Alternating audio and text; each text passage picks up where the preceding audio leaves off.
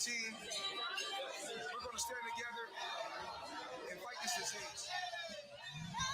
I come this way before, travel through the open door. Circumstances navigated the path, and life happened oh so fast. No, it got lonely. Sometimes you see, I know we couldn't make it. Even when I'm off beat, I still land on my feet, and nothing can shake me, cause I know life took a hold on. I never. This is where I am destined to be. I'm not ready to give up. I believe in the miracle of life. Life's a break with no rehearsal. Learn quickly, they'll come for your role. Games get played, can't take it personal. Cause the devil is a liar. I'm telling you the truth. It's all in what you do. Some things you gotta do.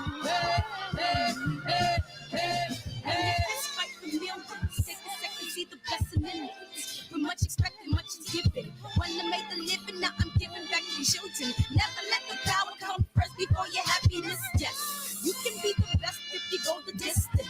Mix a little sweat with your persistence. You know that the best things are never instant. Just shine, let them see your brilliance. Get up, open up your eyes now. It's the moment of truth. No backing down.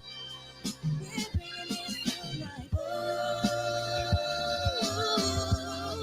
for the children, it's a given. You gotta give it, be a blessing. This my personal statement. Run the game like I'm aces. Learn and develop patience. Determined to be the greatest. Yeah, bobbing and weaving. They changing up like the seasons. Indigenous to the grind. So I do it for all my people. Jabbing the competition. Back up against the ropes. You fighting for recognition. I'm fighting just to promote equality where we lacking. Or cancer slowing our road. I'm confident we'll make it. We focus on common goals. Yeah. Give back, give love, give something away. Never give up, stand tall to fight another day. 2 toes, 2 feet, I stand on the ground. I'm going wrestle and fight this final round. Life's a fight with no rehearsal. Learn quickly, they'll come for your role. Games get played, can't take it personal. Cause the devil is a lie. Telling you the truth, it's all in what you do. Some things you gotta do.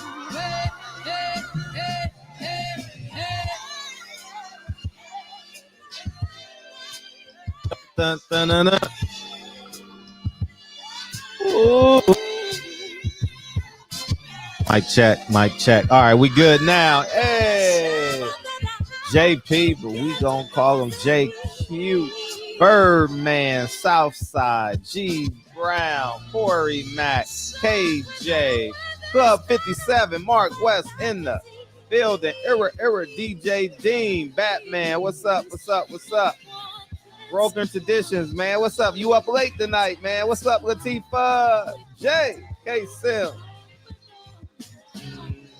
AJ Davis, Yova, I appreciate y'all coming in. Thank you, Alex. Everything Boxing, man. What it do? What it do, man? Opulent, man. Hot Rod, man. Have I met you before? Welcome to the show. Welcome to the show. Jay Gibson, man. Trailer time, and we jumping into the show, man. If you ain't bought 9 Wives, click the link, man, and support the project, man. Support the truth. How about that? I said Malcolm alleged that some of Elijah's women were underage secretaries, and can you expound on that? I'm gonna get it right one day. They were, because they were there. I seen them. I seen them myself. It's all true. It's all true. Good evening, messenger.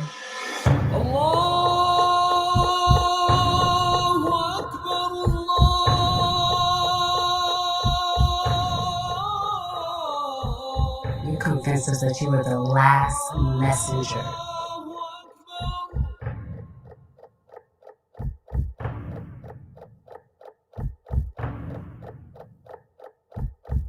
How many other bastard children do you have? 15, at least 15, man. Tell the truth, man. Tell the truth, man, and your life becomes easier, man, because you ain't got to deal with personalities and people. And man, just tell the truth, man, and live forever. The truth stands forever, man. A lie travels faster, but the truth lasts through perpetuity, infinity, and beyond. Welcome to the show, man. I totally appreciate y'all coming in here, man. And 2 topics on the platform tonight, man. Young Dolph, that's everywhere, obviously. I'm not familiar with his music. I'm familiar with the name, not familiar with the music. So you guys can come on and talk about him as close as you can. But I'm more interested in just the energy of hip hop itself, you know. And PBC puts Luis Ortiz on on pay-per-view. Right, Daniel's definitely depressing. Luis Ortiz versus Charles Martin is on pay-per-view on Fox. Where the money at? Did I not tell y'all this was coming? Fred the Hater, Al Heyman, Uncle Al, he this, he that. Man, that motherfucker done blew $1 billion, man. $1 billion. Fighters out there starving. You know what I mean? And I know Young Dolph is probably going to dominate this show, but when I saw Luis Ortiz and Charles Martin, I said to myself, Steven Espinoza finally stood up to Al Heyman. He finally stood because, you know, last year, Steven Espinoza would have gladly picked up that card. He was picking up anything he had, you know, and Fox ain't putting up no money. Fred, man, I told y'all the Mike Coffey fight told y'all that, man, I've been telling, oh, Fred, you a hater. Man, I tell the truth. I wasn't a hater when I was talking about Bob Arum. Wasn't a hater when I was talking about Eddie Hearn. But now I'm a hater when I talk about your godfather, who just put Luis Ortiz on pay-per-view. Oh, man. I got some videos that y'all that's never been done in boxing. And I'll be doing it by the end of the weekend. I should have did it today, but you know, the kids, daddy mode and all that good stuff. But you know, it's the end of PBC is real soon. It may not be public, but on the private side, the end is coming. Y'all fighters better wake up. Y'all better contact Eddie Hearn. Y'all better contact Bob Arum if you want to fight on the network. You better sell that chain. Better sell that choker chain and invest in yourself. You better downsize those mansions. You better turn in 4 of those cars. Because if you haven't started investing money, you know, it's time. It's time to start investing your money. And I told y'all this day was coming. You know, so but it's gonna get worse. It's definitely gonna get worse. Well, they're gonna get another deal. They'll go to like, you know, what are some networks out there?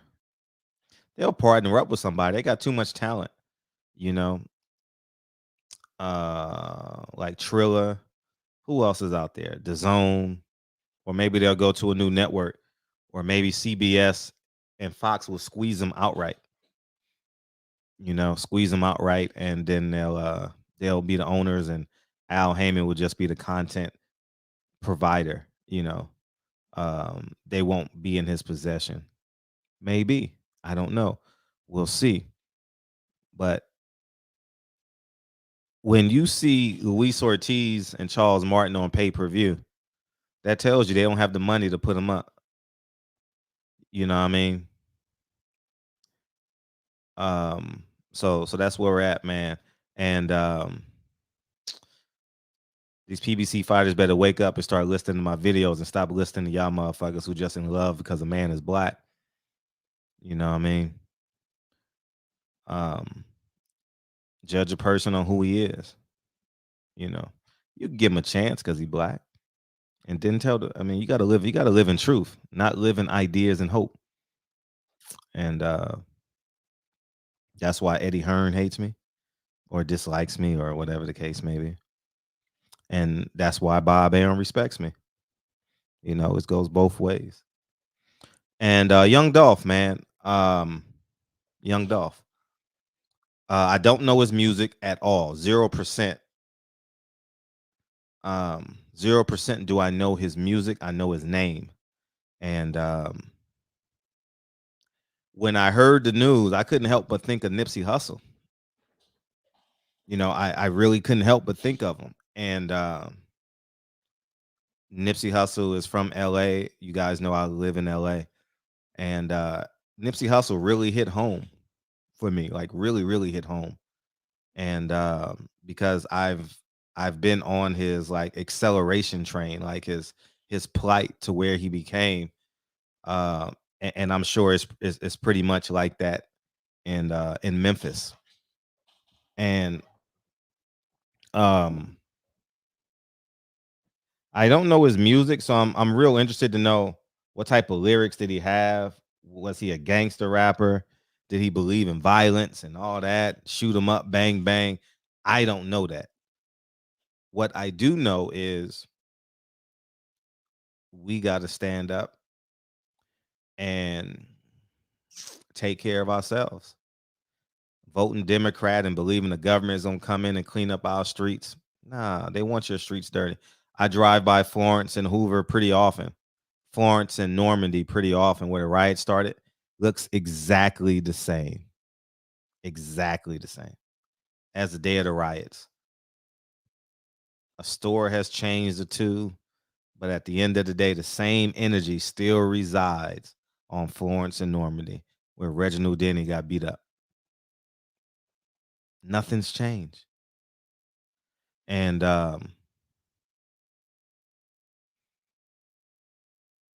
it's only gonna be us. And people always brag about going back to the hood and hanging out with drug dealers and Anthony Joshua type stuff. Man, go home and raise your family. Why ain't that the new cool or the original cool? A man that goes home and raises his family.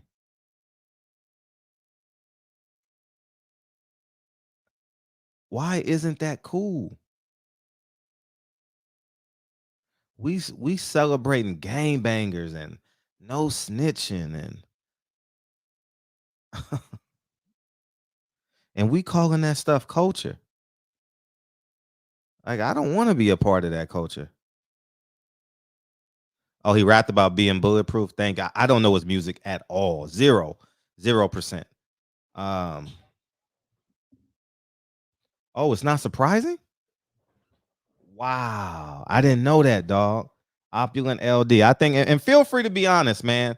And you ain't got to super chat it into nothing, man. This ain't the place where we just say, oh, it shouldn't happen. Tell the truth, because we are speaking to human beings now. We're speaking to people that are breathing and can potentially make a difference in someone else's life. So by no means am I gonna say, ha ha, bang bang, he's dead. I don't come from that energy. I come from just telling the truth so we can save people's lives. You know, Opulent LD. I appreciate you, big dog. I love the Wilder shirt too. For those of those who are familiar with Dolph, this outcome isn't surprising. God damn. Just sad it finally happens. Huge empathy for his kids. The fact that you said this outcome isn't surprising, sad, and then you say finally happens. Wow. I didn't know that. I just learned just now that he had beef with Black Youngster or Black Gangster. I don't know him either. You know, like my music like doesn't go down south at all. You know, I know we've had this conversation before, but I don't really know down south music. You know, and it's just a tragedy, man. It's really a tragedy. I'm gonna put the phone on. Feel free to call in, man, because y'all are experts on this. I'm more experts on just the reality of us not protecting each other and doing what's right and celebrating gangster gangster rap and you know what I'm saying, Andre? This was the third attempt. What the fuck? Third attempt. Wow, this was the third attempt on his life? And he didn't move to Connecticut or he didn't move to New Hampshire? He didn't relocate? Man, come on, man. Yeah, I got to DM me some music and stuff so I can catch up on the reality of it. I don't like sensationalizing anything. You know what I mean? I'm going to respect the dead. I'm not going to talk about this man. This man got kids and we're documenting history in real time, and I don't want his grandkids clicking this link and we're being disrespectful. I think it's important that we tell his grandkids the truth, you know, as it pertains to what's going on. Man, this is third attempt on his life in Charlotte and in LA. Oh my God. Damn. God damn, 267. What's up, Fred? Hey, what's up? Man, it's just a sad day, man. You know, I'm in Philly, but it's crazy. You know, so Dolph had a song called 100 Shots. It was like a real famous song. And I think he was even he got shot at in LA. Really? And then he got shot at, I think, down south somewhere. But they shot 100 shots, but he was in a bulletproof truck. And yeah, that's why the guy said, you know, it's not surprising because he got shot out in LA. He got shot on the East Coast, and he got shot, you know, today. But he was on his way to a turkey giveaway, and you know, he just got back in town because he live in Atlanta. He don't live in Memphis. And yeah, it's just sad, man. I'm starting to really hate niggas. Straight up. And we should hate the motherfuckers. Like, we do need to stand. They are not our allies. They are not our allies, man.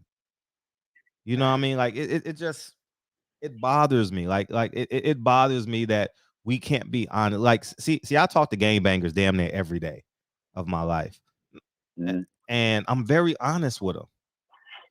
I'm not disrespectful. I'm not saying, hey, come and fight me. Hey, my gun is bigger than yours. That's not where I'm coming from. I'm coming from a very pragmatic space and a sincere space, you know? And I think it's time. You know, we gotta. It's gotta happen, man. Like, I mean, this shit just gotta stop, man. It's crazy.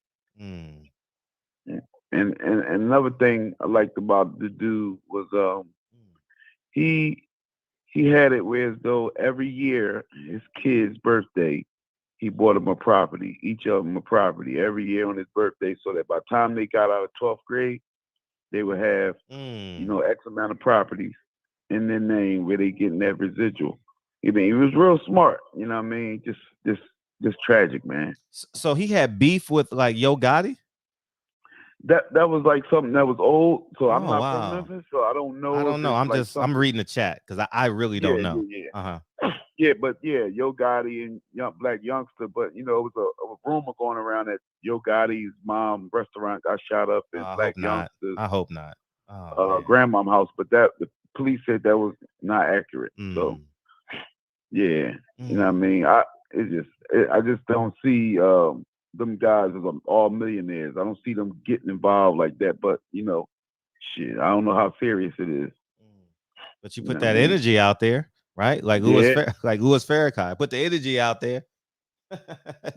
And the young bulls going. Go, man. Yeah, appreciate you. Yep. Appreciate you, man. K Sims, man. I thank you, dog. Hey, y'all be safe, man. Yeah, please be safe. Facts. You know. I remember it was a Sunday. Duke is playing Michigan State. My neighbor calls me, calls me, either the two, and says, Nipsey's dead. He got shot in the head. Yeah, I remember it like it was yesterday. Midday, same time. 12, 1, 2, 3 o'clock. Same exact time, man. Same exact time. 202. Give me a second. Let me read the super chat. All I know is he's one of the smartest rappers by far, owning 100% of his masters. Yeah, that's what I've been hearing all day. That's what I've been hearing, K Sims. And Sports Express podcast, man. I appreciate you, big homie. Dolph ain't learned from Nipsey's death. If you gonna come back, you must have security team. These guys should not come back to their hometown. Man, it's getting man. I'm just saying. What's up, man? What's up, Fred? How you feeling? I'm feeling great. How you feeling? I'm feeling good. You know what time it is, Fred. You What know time what's is it? up. Showtime. You know what time is it? What time is it, Fred? Showtime. Not but for real. On this young Dolph situation, man, it's easy to see this coming.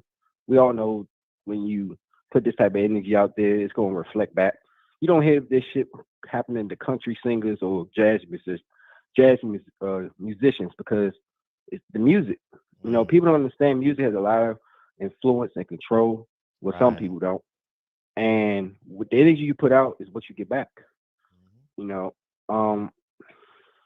more and more of us as a people need to start talking about the source of this shit instead of, all right, this problem, the cause and effect.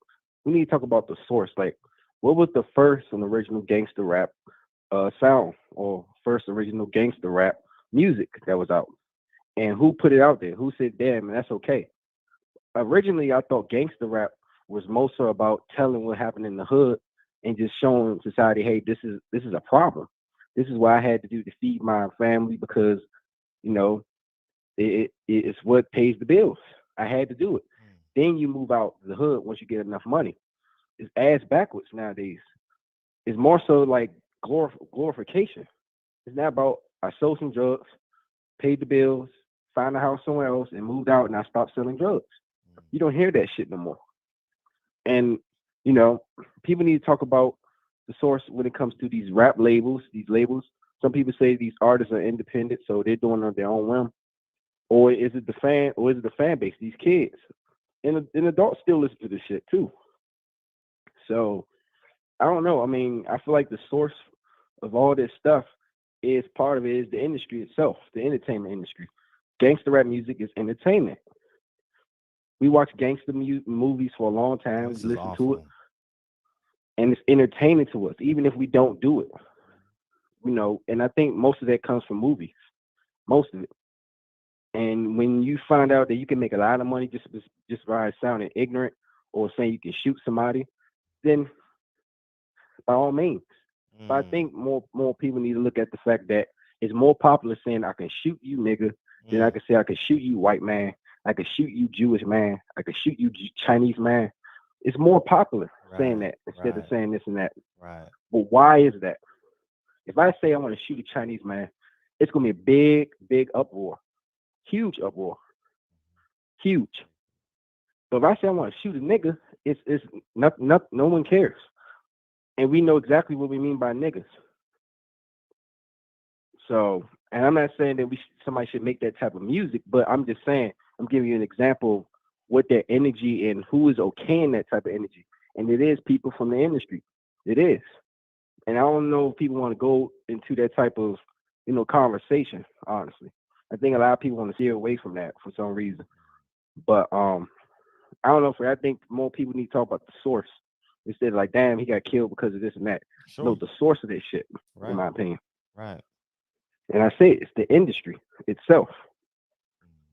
Now talking about, like you said, music's talking about getting up in the morning, working 9 to 5, feeding your family, teaching your kids the ABCs. That shit is not cool, and it's boring. Let's be honest. You rather listen to 50 Cent or I don't know who else, Yo Gotti versus someone else like Common who's going to make a song about being a father. More than likely you are. More than likely you will. You're not going to watch. There are more views on YouTube for somebody getting shot, probably getting stabbed or getting beat up, than there are views if somebody has showing their kids, hey, this is how you be nice to people. This is your ABCs. It is. Right. You know, I don't know. I mean, I just think that our minds has been conditioned for this type of shit, for this, and I think it starts with the movies and the industry itself. So, what do you think? Yeah, I I can't disagree with you as it pertains to it being a systemic problem. What's up, Jay Cooley? And it's man, we got to make this cool again. We got to make normal being cool. Like, Exactly. like for real. Who turns up every night? Like celebrities don't even turn up every night. Your favorite celebrity, No. you know, they home raising their kids in a 10,000 square foot house, man. Like Hey, they ain't. hey, shout out to Crazy Bone.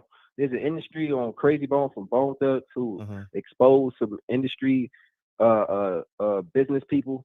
You know, a lot of people don't want to talk about this. They want to stay away from it, but it's facts.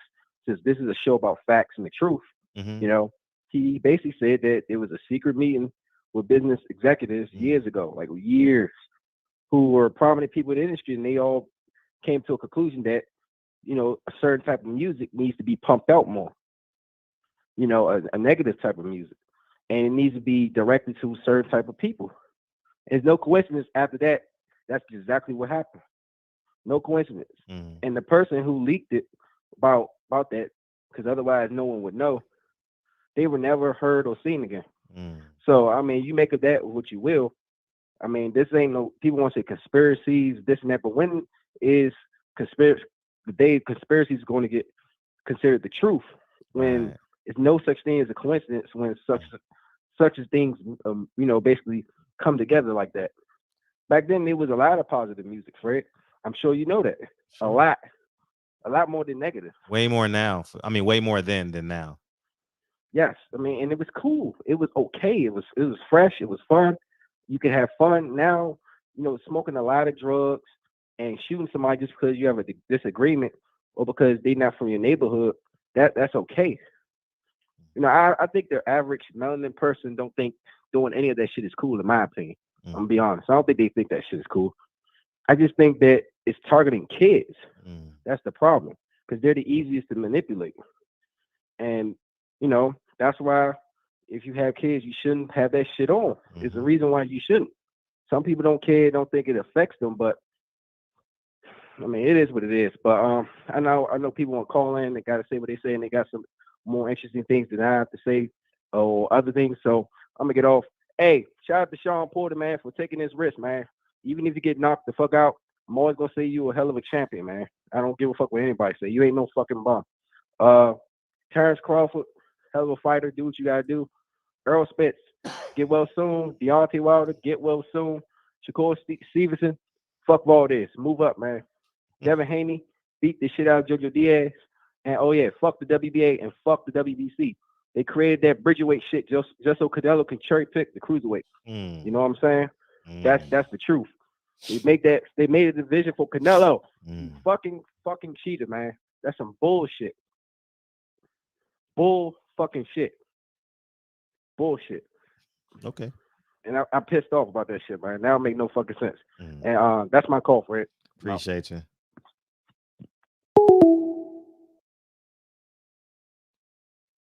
Yeah, man, this shit makes no sense, man. I got you, Isaiah. This makes no sense, dog. Like how we what's up, Isaiah? We just go around mowing each other down. Yeah, it was good, bro. Hey, I'm feeling good, man. What you got? Man, it's just it's so much to I would say unpack in this situation with the rappers dying and shit, man. Um it's almost like it has like a wave like effect on black people all over. Uh to dude's point about other genre artists not dying from other musicians, I obviously agree. Mm, But and I was talking to my boy earlier today about this. Like rappers who aren't trap rappers don't die or get murdered. Like a Kanye or like a Travis Scott or like a Tyler the Creator or like a Kid Cudi or some shit like that. Big Sean or some shit like that. And yeah, I agree. Obviously those dudes don't come from the street. So it is a big difference. But man, these guys who talk about guns and killing and shit like that, man, these dudes come up with enemies. So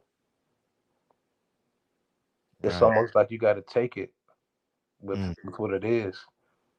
Are And you familiar with this music? I'm familiar with them. Mm. I don't listen to them. Mm. You know, when you turn 30 years old or around that age, I'm 29, so it's like you sort of like get out of that shit. You're like, all right, you listen to it earlier on in your life, but after a while, you're like, man, I'm gonna listen to like something different, some Afro beats, some audiobooks, Mm-hmm. you know, some fly shit like currency or some shit like that. Mm-hmm. But yeah, I'm familiar with his music. That shit basically trap rap. I know dudes in the comments is basically saying like positive things about how he was talking about newer stuff in his music about him buying real estate and shit like that. Mm-hmm. But what do you think about the whole situation though? I think it's a tragedy. I think that the whole energy in hip hop music Yeah, inspires uh violence. thank you, violence. Thank you for the word. Uh and it's not gonna stop. No, it's not. It's not gonna stop, man. And this is why I be like, man, I'm a cornball. Like Right, I'm telling y'all, man, I want to come home every day, do the show at 9 o'clock, laugh, cry, be inspired, and go to bed, wake up, take my kids to school. I think that's the funnest thing in the world right now. Picking Lincoln up right, from school in Kennedy. Like, I don't know where did we go from like we got to turn up every night. We got to smoke a blunt smoke a blunt to party. I mean, people do blunts at home for pain yeah. and all that stuff, whatever. But smoking blunts and hanging out, Taco Tuesday, Wednesday, Thursday, Friday, like being And, accountable is cool. right. And you know, I was talking to my boy earlier today. I mean, I'm sure everybody across the nation was talking about this shit Right. as it pertains to black people. But that video you posted about Steven Jackson was saying he was a real one. Mm-hmm. He was a real dude, and he was bringing up examples of what he was doing that was real. Mm-hmm. And I was like, man, like the fact that we even say, obviously, first off, nigga is an issue. But then when you say a black dude is a real nigga, it's like another issue in and of itself. Mm-hmm. Um, Mm-hmm. because instead of saying he's like courteous, graceful, or Mm-hmm. kind, we don't Ah, ever, as black men, or even as a woman to a black man, say those kind of things. Um, and that sort of not saying those things dehumanizes, right. and because we are not able to express those things man to man, and we're not comfortable with each other like that, or we'll feel like as though that's soft, Mm-hmm. right? I even catch myself doing that. So I'm in real estate too. I just started like maybe a year and a half ago wholesaling houses. Mm-hmm. So I came across two houses, dumped all of my money into two properties, was broke as shit for like 2.5 months, and went to the grocery store, had about $100 in my account. I'm like, boom, get some money. I got $100 in my account. I already had paid a bill before I left my apartment. Get to the line in the grocery store, and I got uh, I think $40 in my account now because the uh, the auto pay had came and snatched my money out. Mm-hmm. So I had like $100 for groceries. I had 110 in my account before I left my apartment, but now I got $40. So I'm like, fuck. But this black dude around my age was right behind me. So he saw me like, yeah, like taking stuff away from the cash register cashier, like, yo, I'm not paying for this, I'm not paying for that. So after a while, he was like, you know what, bro, like, go ahead and just get all of that shit right there. I'm gonna just go ahead and just take care of it for you. I was like, cool, and I appreciate that, man. That was real. And I caught myself in that moment. I was like, man, I should have said, like, damn, man, that was like courteous of you, man. I appreciate that. Mm-hmm. Like it was showing me grace or something like that. And I didn't even do it, even when I caught myself. But I think, yeah, we should, as men, express stuff like that. I think it would just only help. But I don't know, man. That's my call, man. I appreciate it, dog. No, I appreciate you. Thank you, Isaiah.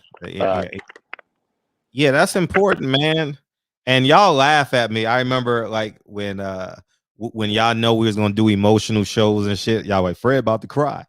Like I have no problem being vulnerable, Jay Cooley. I have no problem. Like that does. I don't think it takes away from my masculinity. Like I'm not gay. I'm not soft. I'm not.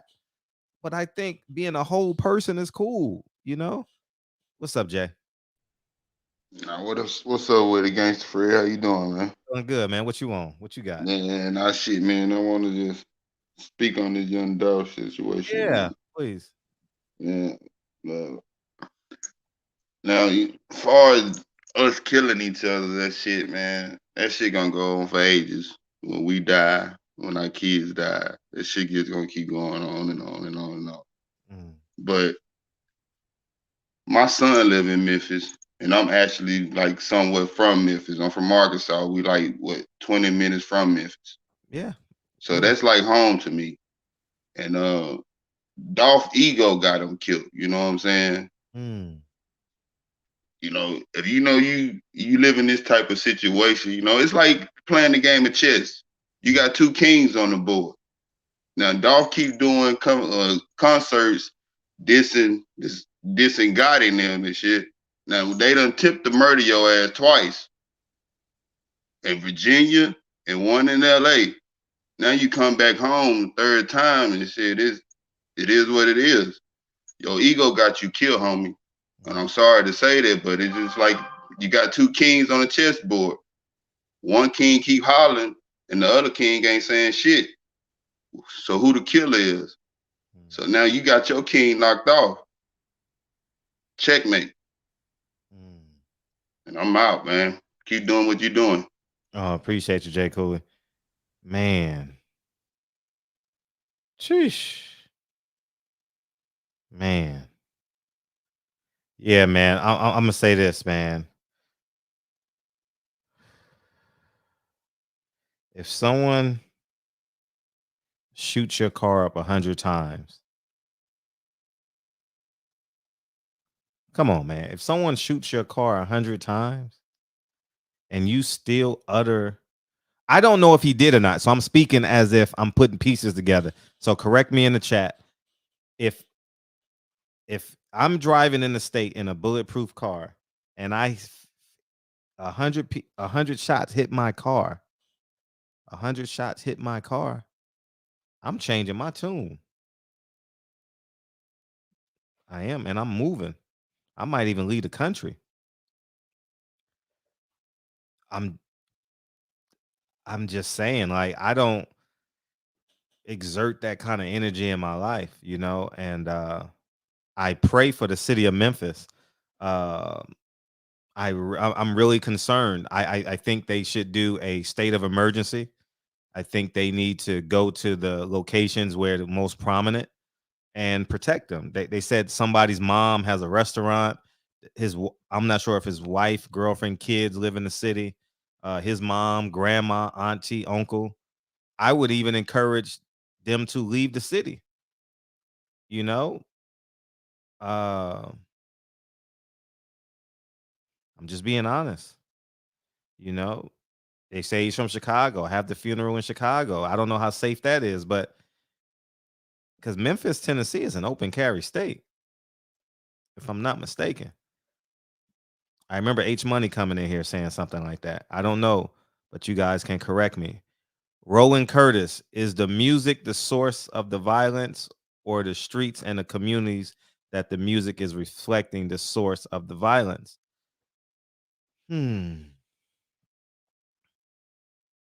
It all comes down to accountability. And I think it's time that normal guys like me, I'm saying normal, like they're not normal, the normal behavioral guys, like, you know, like even like the men that the OGs that have changed their lives, they really got to go back and tell these dudes it ain't cool. Like, stop glorifying this shit. It's and I get called out a lot. You guys get challenged by me because I'm hard on gang dudes. And I'm gonna tell you guys why I'm hard on gang, like I'm consistently hard on them. What's up? What's up with it, Fred? How you feel? How you feel? You home safe? You chilling? You good? Yeah, man, I'm home safe, but I'm sad Right. today, bro. I'm sad. I bet.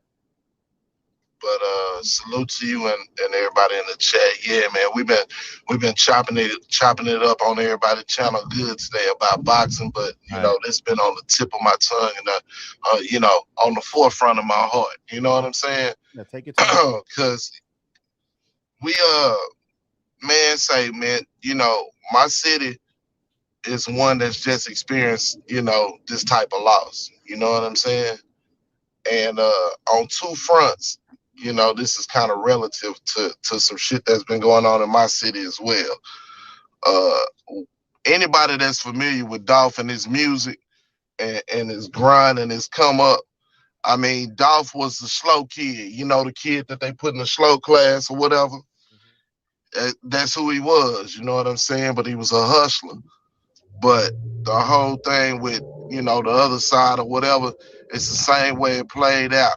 It's two talented cats in a small space. And, you know, the crab in the bucket mentality has been taught to us, ingrained in us, and it's something that we perpetuate and continue to carry on, unfortunately. And that's, you know, kind of the same things that, you know, led to his demise. He basically had two talented cats in one area, and some different shit transpired between them in business and the streets, and it spilled over to the music. And it's the Negro thing, you know what I'm saying? These niggas pull up and you in the same areas just like Fort Worth is. It's too small a space. Memphis too small a space for some shit like that they had going on. Dallas Fort Worth was too small a space for the shit that both three and, you know, the other side, let's just say, had going on. You know what I'm saying? So it's sad, and at some point we have to realize that we doing the work of the people that want to see us stay where we at. We doing the work for them, and we have to. I don't know if anybody's seen Kanye and Drake get together. And Jay Prince kind of fostered that. You know what I'm saying? We have to have more guys like Jay Prince, and like you said, we have to have more of those guys interject themselves, guys that can command respect. You see what I'm saying? Same shit we say about Adrian Broner, never having nobody that he can really respect. You know what I'm saying? And hold them accountable. Same shit we say about the Charlos, holding them accountable for their actions and the shit that they say. You know what I'm saying? It's the same shit on a macro level. And, you know, we talk about stop the violence and all that shit. Let me tell you something. When motherfuckers lose their life, it's up. You feel me? Ain't no turning back. My little partner was my best friend. Look, one of my best friend's son was the one riding with Go Yayo when he got smoked down there in Houston. And he was on some other shit. He was down there riding with a nigga who was making it hot for himself and making it hot for everybody around him, but wasn't protecting. Brand dead. My partner firstborn dead behind somebody else shit, and it happened all the time. But I'm telling you, man, my city. I got a OG Percy. Y'all see OG Percy show no mercy, right? You see his brother just got killed. Rest in peace on some lame shit. I'm telling you, man, what you reap, what you sow, and the ego shit. The ego shit is what's costing brothers their lives out here. And the man had a beautiful wife, a beautiful son, a beautiful daughter, and now they got to try to pick up the pieces. And you got the holidays right here, man. You got Thanksgiving, you got Christmas. You feel me? And what the other side say? Shit, when I was dodging bullets or ducking or whatever, when nobody, you know, the same shit can be said for my family. That's why when it's up, it's up. That's why when it go that far, it's too far. It's too much to turn around. So it's sad, Fred. Rest in peace to that man. Rest in peace to his family. And think about, Fred, you already know too how big of a pillar you are in the community. You probably don't realize it, but the opportunities you afford people by, you know, being a realtor. You know what I'm saying? Think about the opportunities he was providing all these people. Think about the real estate ventures he was doing for his child, and the the people that was benefiting from that. Think about the people he was feeding in the hood and how that shit stopped. Man, we got to change. We got to change. And it start with every man that's sitting in this chat. It start with every man that jump on these panels. It starts with us, man. And it starts with your work with your little ones. Every time I see you post Lincoln, I'ma salute it, man. Every time I see you spending that time with it, I'ma salute it, because I know that's one less that's gonna be out there in the mix of some of that shit.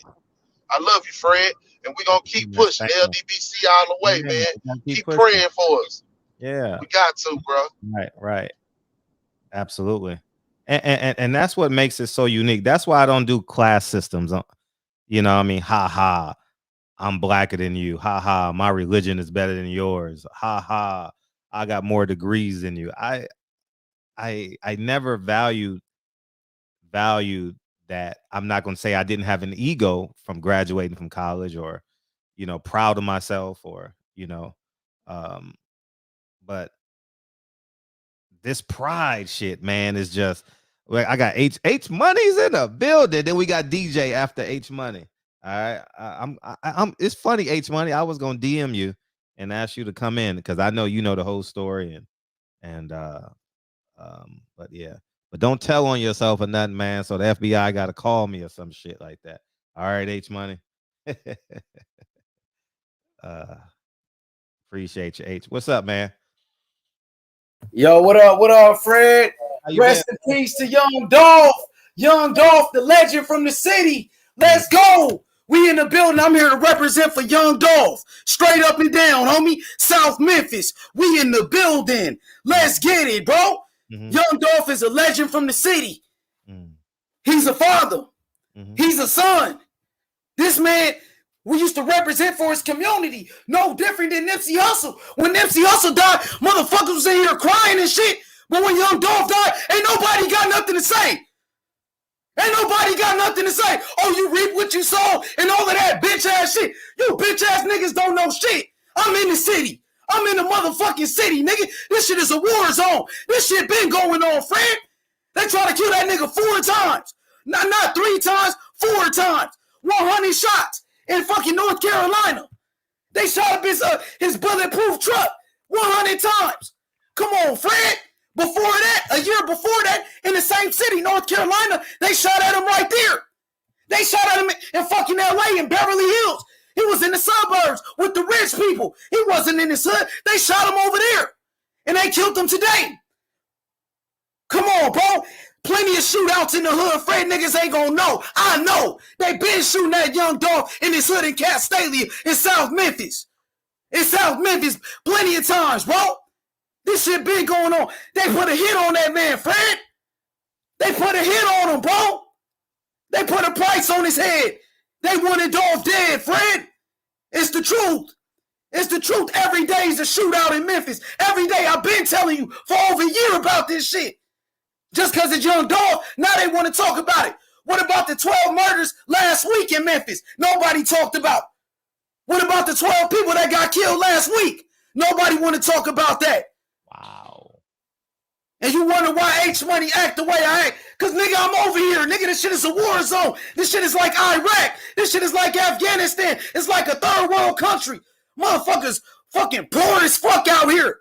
Poor as shit out here, Fred. I'm from LA. I came to Memphis 2010. It was like a different country. I came to another world, bro. I didn't know where the fuck I was at, bro. That shit fucked me up. Everybody got a gun. Little kids got a gun. Little fucking kids walking around selling guns and shit. This shit is out of hand. This shit is crazy. And motherfucking a black youngster from CMG, Young Dog, Yo Gotti and them niggas, that shit been going on for years, Fred. This shit been going on for years. When Young Dolph released the album called The King of Memphis, Yo Gotti and them niggas got mad. This shit it's been on the internet. Yo, you don't remember when Black Youngster pulled up to Young Dolph hood looking for Young Dolph with them choppers? Pull it up. Pull up. You ain't gonna get a copyright. Pull it up. Black Youngster pull up to Young Dolph hood. Nigga, that's like 6 years ago. And you gonna see. Motherfucker pulling up with AKs, Dracos, all type of shit. Looking for Dolph. Where Dolph at? Where Dolph at? What about that?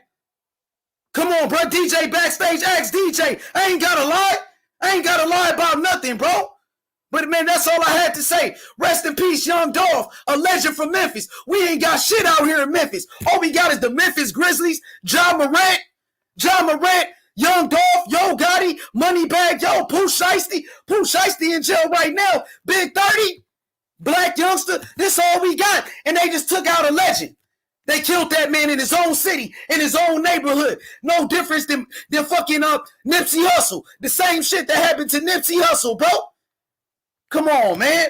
This shit is real, Fred. I try my best. But every day is a struggle out here, bro. Every day. If that shit happened to Young Dolph, a fucking millionaire, that shit can happen to me. I've been shot at before over here, bro. This shit is not a game. Motherfucker try to kill my brother, nigga. This shit is not a game. This shit is not a game. Motherfucker kill your mama, your fucking girl, all of your kids. They don't give a fuck. Nigga, every day is a shootout. Every day is a robbery. Every day somebody getting killed. But that shit never on the news. They don't talk about it. But now it's Young Dolph. Now they want to talk about it. Come on, bro. That's all I have, Fred. Salute to you. Thank you, brother. I'm gone. Appreciate you. Yeah, I know you're on ground zero out there. I don't know what's going on in Memphis. Where was the Snow on the Bluff at? What city was that in? DJ, what city was that in? Snow on the Bluff. H Money is not the voice of Memphis, Fred. J. Cool. That was in Atlanta, Fred. That was in Atlanta. Oh, Snow on the Bluff is Atlanta? Yeah, Snow on the Bluff was Atlanta. Okay, thank you. But man, he ain't lying, man. That's been going on since about the little rift between Dolph and Gotti and Black Youngster. Yeah. That's been going on since about 2016, man. They done shot at each other several times.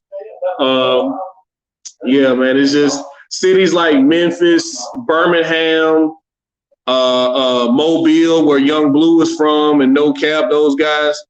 My overline opinion is, man, these guys can't go back home. You can't go back home. You look at the rapper Dope B, who got killed in 2013. He got killed in his own city. Mo3 got killed in his own city. Nipsey got killed in his own city. You can't go back home once you make it to a certain level in this industry, or even just in a certain level of entertainment. Like, it's a guy. You want that? Yeah. It's a guy. It's a guy from my city who plays in the NFL now, right? And about 3 years ago, I was in the club with him, right? And he's in there having a good time. You know, everybody knows him. He's having a good time, buying bottles, everything. But you can hear guys off on the side saying, man, he ain't the only one getting money. I make my money just like I have. So I'm cool with his cousin. So I went and tapped his cousin on the shoulder. Hey, man, you need to get him out of here, dog. You need to get him out of here. I mean, he in there got his chains on. Man, look, you need to get him out of here, man. And I'll be damned if it wasn't 20 minutes later, a fight broke out and there was a shootout in the parking lot. Like, these little small cities, man, you don't hear it broadcast on the news like a Chicago or LA. But people like H Money said, it probably was 12 murders in Memphis last week. How many, for everybody who watched this shit, how many seasons has Memphis been on the first 48? How many seasons was Birmingham, Louisville, certain parts of Miami been on first 48? Like, this shit real out here, man. And I hate that for Dolph. I hate that for his kids, man. It's just, this shit crazy out here, man. You can't go home. Everybody shit on Charles Barkley when he said years ago, why in the hell would I go back to Alabama? I worked my ass off to get out of Alabama. Why in the hell would I go back? So you can't go home, man. You can't go home. It's sad to say, but you can't go home. People are not going to be happy to see you succeed, especially if you grew up with them and they feel like they had the same opportunities, or you just, you got a break here that they didn't get. You see what I'm saying? Everybody not going to be happy for you. And like my guy 817 was saying, Memphis is too small a city for them guys to be in it, at their apex together. Everybody not going to be happy. Even if they're happy with the money they making, it's the crews, man. My guy's this, my guy's that. Like, it was so refreshing to see Gucci and Jeezy finally squash what they had after years, because that shit tore that city apart. Everybody picked a side in that shit. You got kids who were, you know, they daddy did security for Jeezy. And you got this dude, he's Gucci Mane's cousin. So they got to go to school together. That shit tore that city apart. This shit crazy out here, man. But I'm gonna get off here, Fred. I ain't gonna hold it up, man. It's just that shit's sad as hell, man. That's sad, man. Especially like A17 was saying, especially around the holidays. That was sad as hell, man. I don't know what they felt like he did to warrant getting shot close to the holidays, man. But like H said, they've been shooting at him. This is at least the third, fourth time they done shot at him. He made a whole, yes, man. They made a whole song. He made a whole song about it, 100 shots. They really shot it. They really emptied 2 clips at his Suburban, man. They've been trying to kill Dolph. Whoever it was, they've been trying to kill him. They've been shooting at Dolph. Him, his cousin Key Glock, all them guys, they've been shooting at him, man. I'm not the voice of Alabama, just like my man said, H ain't probably ain't the voice of Memphis, but we know this shit go on. I've been in the city. I know what South and North Memphis at. I know how they live there, man. This shit is real. Like I said, it probably don't get reported as much, but this shit is real out here.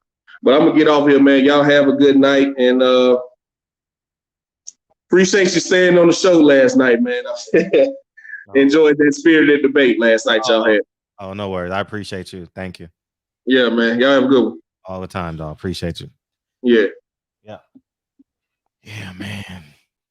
H Money, man. H Money. Man, 12 murders. Man, I'll say this, man. 100 shots hit my car. I'm not doing that's the I'm and by no means am I taking shots. I'm just being I only know how to be pragmatic. My mom gets mad at me for it. Dre gets mad at me for some that's how my mind functions. Like, what's the solution? And if you shoot at me 100 times, I'm sorry. Like, what did I do wrong? Like, I don't know if the rap music is about haha, you didn't kill me. I don't know if he said that. Did he say that in the song, Kyle? Like was he on that type of time? Damn that. Like, I think I'm not on that type of time. You shoot me 100 times, I'm moving to London. Bro. I'm gone. Next time you gonna see me. Yeah, I'm sorry.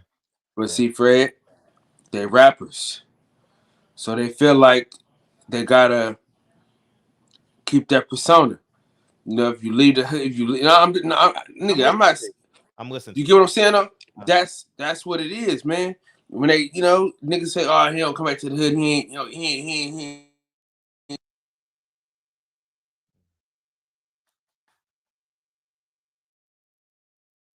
They'd be like, "Oh, he ain't shit." You know what I'm saying? So that's why niggas stay. But listen, man, I'm telling you, if a nigga shoot my car 100 times, dog, I got to retire, man. I got to get my shit and get the fuck on, man. Done. I'm just being real. Listen, and let's be real about this, man. The niggas that shot him are so fucking out of pocket, bro. You got to be a sick motherfucker to kill a nigga at a fucking cookie shop, bro. Like, for real, like, you got to be a sick nigga to do that, bro. Like, come on, man. Like, back in the day, a nigga see you somewhere and he'll wait. Like, all right, they ain't the spot to try to kill a nigga in. You know what I'm saying? I'll catch him later. You know what I'm saying? But to kill somebody at a damn cookie shop where kids was most likely could be, you know what I mean? Grandmas and aunties, and they just didn't give a fuck, man. They just didn't give a fuck, bro. That's the worst part about it, Fred. That's the worst part about it. You know what I'm saying? Like the disregard for human life, man. Like, they didn't give a fuck about nobody's life. They didn't give a fuck about the workers in there or nothing. They said it was like an ambush or something. I mean, you don't kill somebody nowhere, but I'm just saying, nigga, certain shit used to be off limits back in the day. You know what I'm saying? Growing up, certain shit was just off limits. Like if a nigga had his kid with him, niggas they didn't shoot. They said, I'll get the nigga next time. They don't give a fuck now, Fred. Your kid with you or not. Man, that shit's sad, man. That shit is just sad, bro. Yeah, yeah. What's up? I was just gonna say, brothers, we talking about a different type of monster, right? Like Kyle said. Okay. I mean, how can I put this without saying too much? I'm right before I was on my way to Vegas, right? I stopped and got my hair cut, right? And I'm getting my hair cut in the hood, and lo and behold, I'm sitting in the car with my barber, my partner. He's smoking a cigarette before he get his hair cut, and before I know it, OG Percy standing in front of me, fam. He got tears in his eyes. This on my yeah. Okay, OG Percy is a OG out of Fort Worth. It's a Crip nigga. He done kind of made his rounds on a few different platforms. He been on Carlos Miller, you know, show. He been on a few different things. So just saying that to say he, you know, was in a way, because unfortunately he just lost his brother, right? So the brother was in the way. He was emotional. And yeah, there's people with it. All right. And I'm 42, bro. I've been around the block when the gang shit from LA hit Fort Worth. I was a youngster, right? So I'm one of, you know, seen some shit, been able to live through it. But I could tell just by the look in that man's eyes there wasn't nothing good surrounding it. His energy. He was hurt, but he was ready to hurt something, right? And he was so emotional, we didn't know which way he was gonna go. But I'm gonna tell you something else. The youngsters he had with him, hey, they was on go. They on go time. They on go time. Do you hear me? While we talking about all the rational shit and everything else, the youngsters was on go. Didn't matter who was around, no nothing. And I'm gonna tell you, it was a man there that almost lost his life that day. Just a random, right? The same shit we be on, he was on, right? So he fucked around and said the wrong thing. Percy was talking, and the man said, "Oh, shut up with that shit, Percy." Say, man, what that man say that for? He almost lost his life, bro. He almost lost his life right there, broad daylight, in front of everybody, Saturday at the barbershop. Almost lost his life. And say, bro, never said a word and wouldn't have had to. And I ain't gonna say how or whatever, but he almost lost his life. And I just say that to say this: it's the motherfuckers that be around them. They ain't got to say. They ain't got to do anything, bro.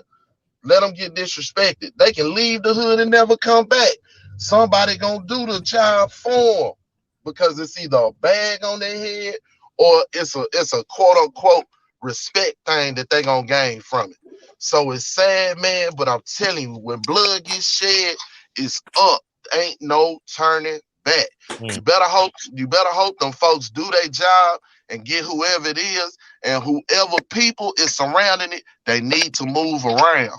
Just like you said, we all know this ain't the first. Anybody that know about Dolph or whatever know this ain't the first time that they got at that man. I know you don't know Fred, you know what I'm saying? But we all know this ain't the first time. And we all, you know, can speculate about who did what or whatever, because we kind of know some of them beefs, you know what I'm saying, that he had going down.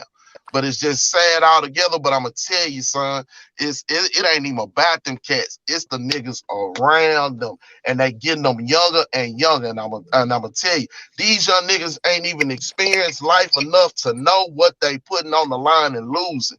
You feel what I'm saying? And how? It's sad, man. It's sad.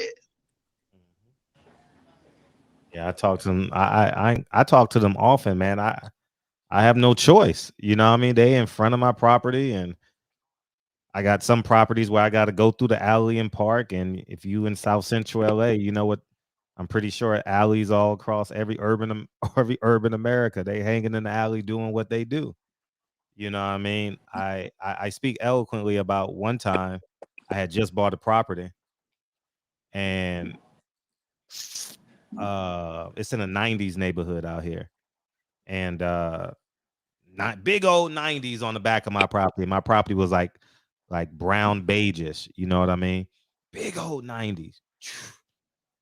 And I went to Washington High School, so I'm familiar with the gangs, not familiar with the gang bangers. And man, I went up to them guys, and I know young guys are ready to go off at a moment. I told the story on my Instagram. You guys saw the pictures. If you've been following me for at least 3 years, you've seen it. And I think I posted on my YouTube page too. And I know young guys go off, and I know the young guys got the guns. I know it. The old dudes don't carry the guns. If they with the young dudes, they give the young dude the gun. And I'm like, hold up. So I talked to the older guy. I'm like, man, I said, I know y'all think everybody that owns a building is rich and this and that. And I says, you know, I didn't have my son that day, but I kind of fabricated that part because I was trying to make it kind of a connection. I says, man, me and my son is over here working every day on this building, man. We saved up our life savings to get this building. We not rich. I went to Washington High School, man. I used to go swimming at Jesse Owens Park, you know, and 4 years later, 5 years later, it's been a long time. I haven't yet to have another graffiti on that property, and it's just as bright, same color. All my properties are the same color, so I only got to buy one paint. Well, not all of them, but so I can just paint over the graffiti when and if it happens. And you know, and I give them tickets to, you know, the tickets I get from Sam sometimes. I give it to them and they do what they do with it. If they go, they go. If they don't, they don't. But I think it's important that corny dudes like me, OGs like y'all, corny dudes like y'all, don't be afraid to talk to these dudes, man. You're a conversation away from changing someone's life, you know? And it's really that important. I don't walk like I am like Frederick Hawthorne in all caps like I do sometimes on my videos. Nah, I ain't that guy. You know what I mean? Many times YouTube videos is for entertainment purposes only, you know what I mean? And I think it's incredibly important. I think it's incredibly important that normal guys that raise kids that do normal shit like me every day. Ain't nothing sexy about my life, dog. Man, come on, man. I take Lincoln to school at 8, pick him up at 2:30, homework, catch a second half of a basketball game, and I'm in this seat 9 to 11. That's my day every day. And I think, Kyle, we just got to make it cool, man. We got to make that joint cool again, man. And it's cool to grow old, man. You know, it's man, this shit different, man. You know, out here it's crazy too, man. You know, man, it's a gang. You know, a couple gangs out here, man. They going back and forth like crazy, right? They killed this. They shot this kid hella times, right? And he lived. He kept living, right? Mm-hmm. The last time, boy, they chased him down, and they stood over top of him to make sure. You know what I'm saying? Mm-hmm. And it's like, bro, how did we get there? Like, how did we get there? You know what I'm saying?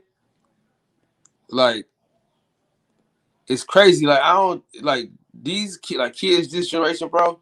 I don't know if the beef can ever stop, man. Because you try to stop the beef out this way, they might try to kill you, man.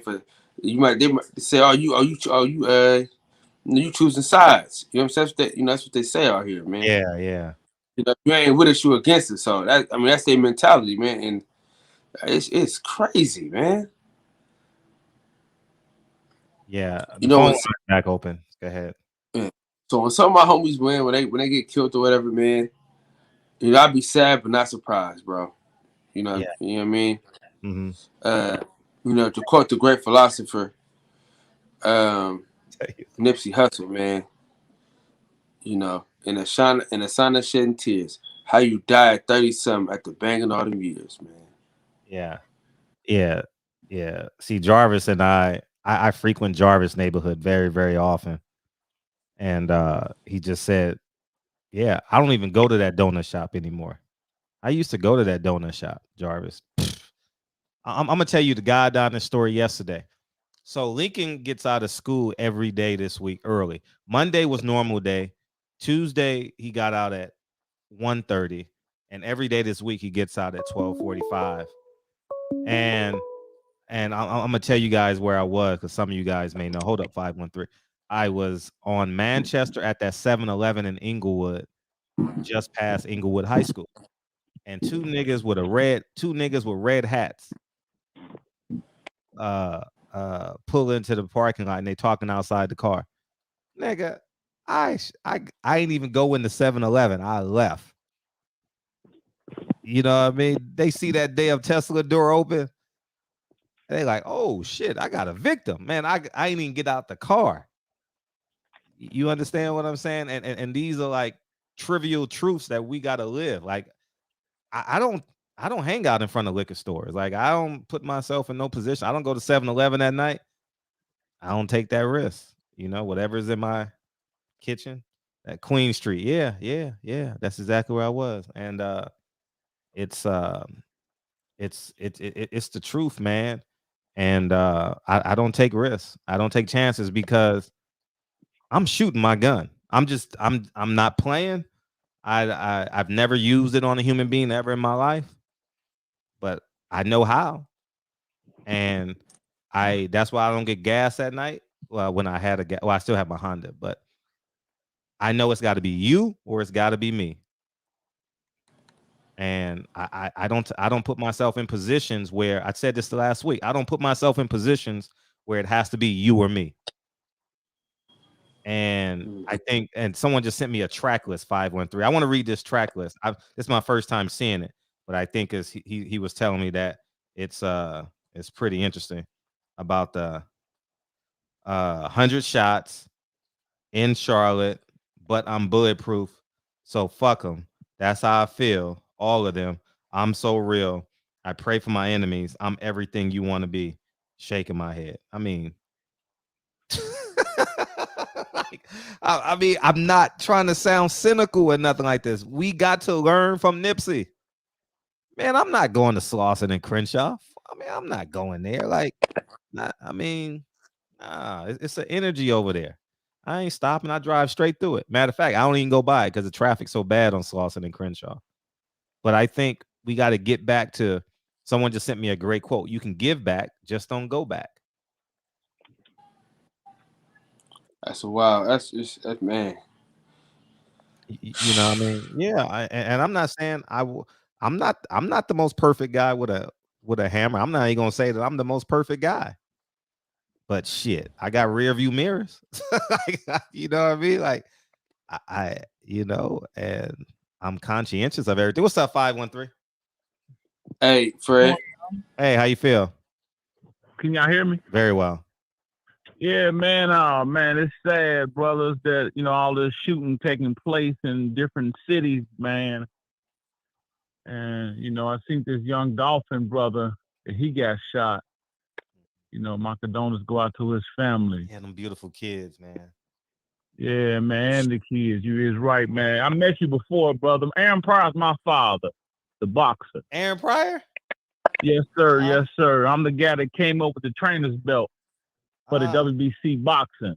Oh, that's what's up. Yeah, I came up with that belt. A fighter win a title, his trainer win a title. That's my idea. Mauricio Suleiman stepped at that. And, we fighting a battle here too, brother. Then we came up with some ideas. We need ideas. We come up with ideas for these communities. We can actually make a change. Like, which son I of came you? Up with Huh? Which son are you? Antoine? What son are you? Nah, I'm Stefan. Stefan. Antoine okay. the oldest. Okay, Antoine the oldest. Okay, good. Got you. Yes, sir. Yes, sir. And Junior the third. You got to come be a guest on the show, man. We need some stories, man. I know he done told you about Sugar Ray Leonard. I mean, shit. He should have been the fifth. Your dad should have been the fifth king, man. Yes, sir. Yes, sir. You is right about that. I'm gonna have Yeah. to get your this your number I can contact right Text after me. the Text show me. anytime. Yeah, text me. Text this number when you get a moment. Text that number. Yeah. Okay, okay. Mhm. But I came up with some ideas about this shooting in our city. I started to come up. Actually, I did come up with some yard signs that say, teach your kid not to kill my kid, because I taught my kid not to kill your kid. And I'm putting up yard signs up, and we're trying to put billboards up in different communities where this gun violence is happening at. You know what I mean? Right. And we come out, and be that cause, be that beacon, so folks, at least can get the message across by us sitting back and not doing nothing. It affects everybody when somebody, my loved ones, get shot by gun violence. Our own people killing our own. That's not good. No, You there? no. I'm very much listening to you. My fault. Yeah, it's. I mean, it's becoming very repetitive. Mm-hmm. We've already done this show before. We've done this Right. show when Mo 3 was murdered, probably. We've done the show when Nipsey was murdered. We've done the show when somebody else was murdered. Ahmaud Arbery was murdered.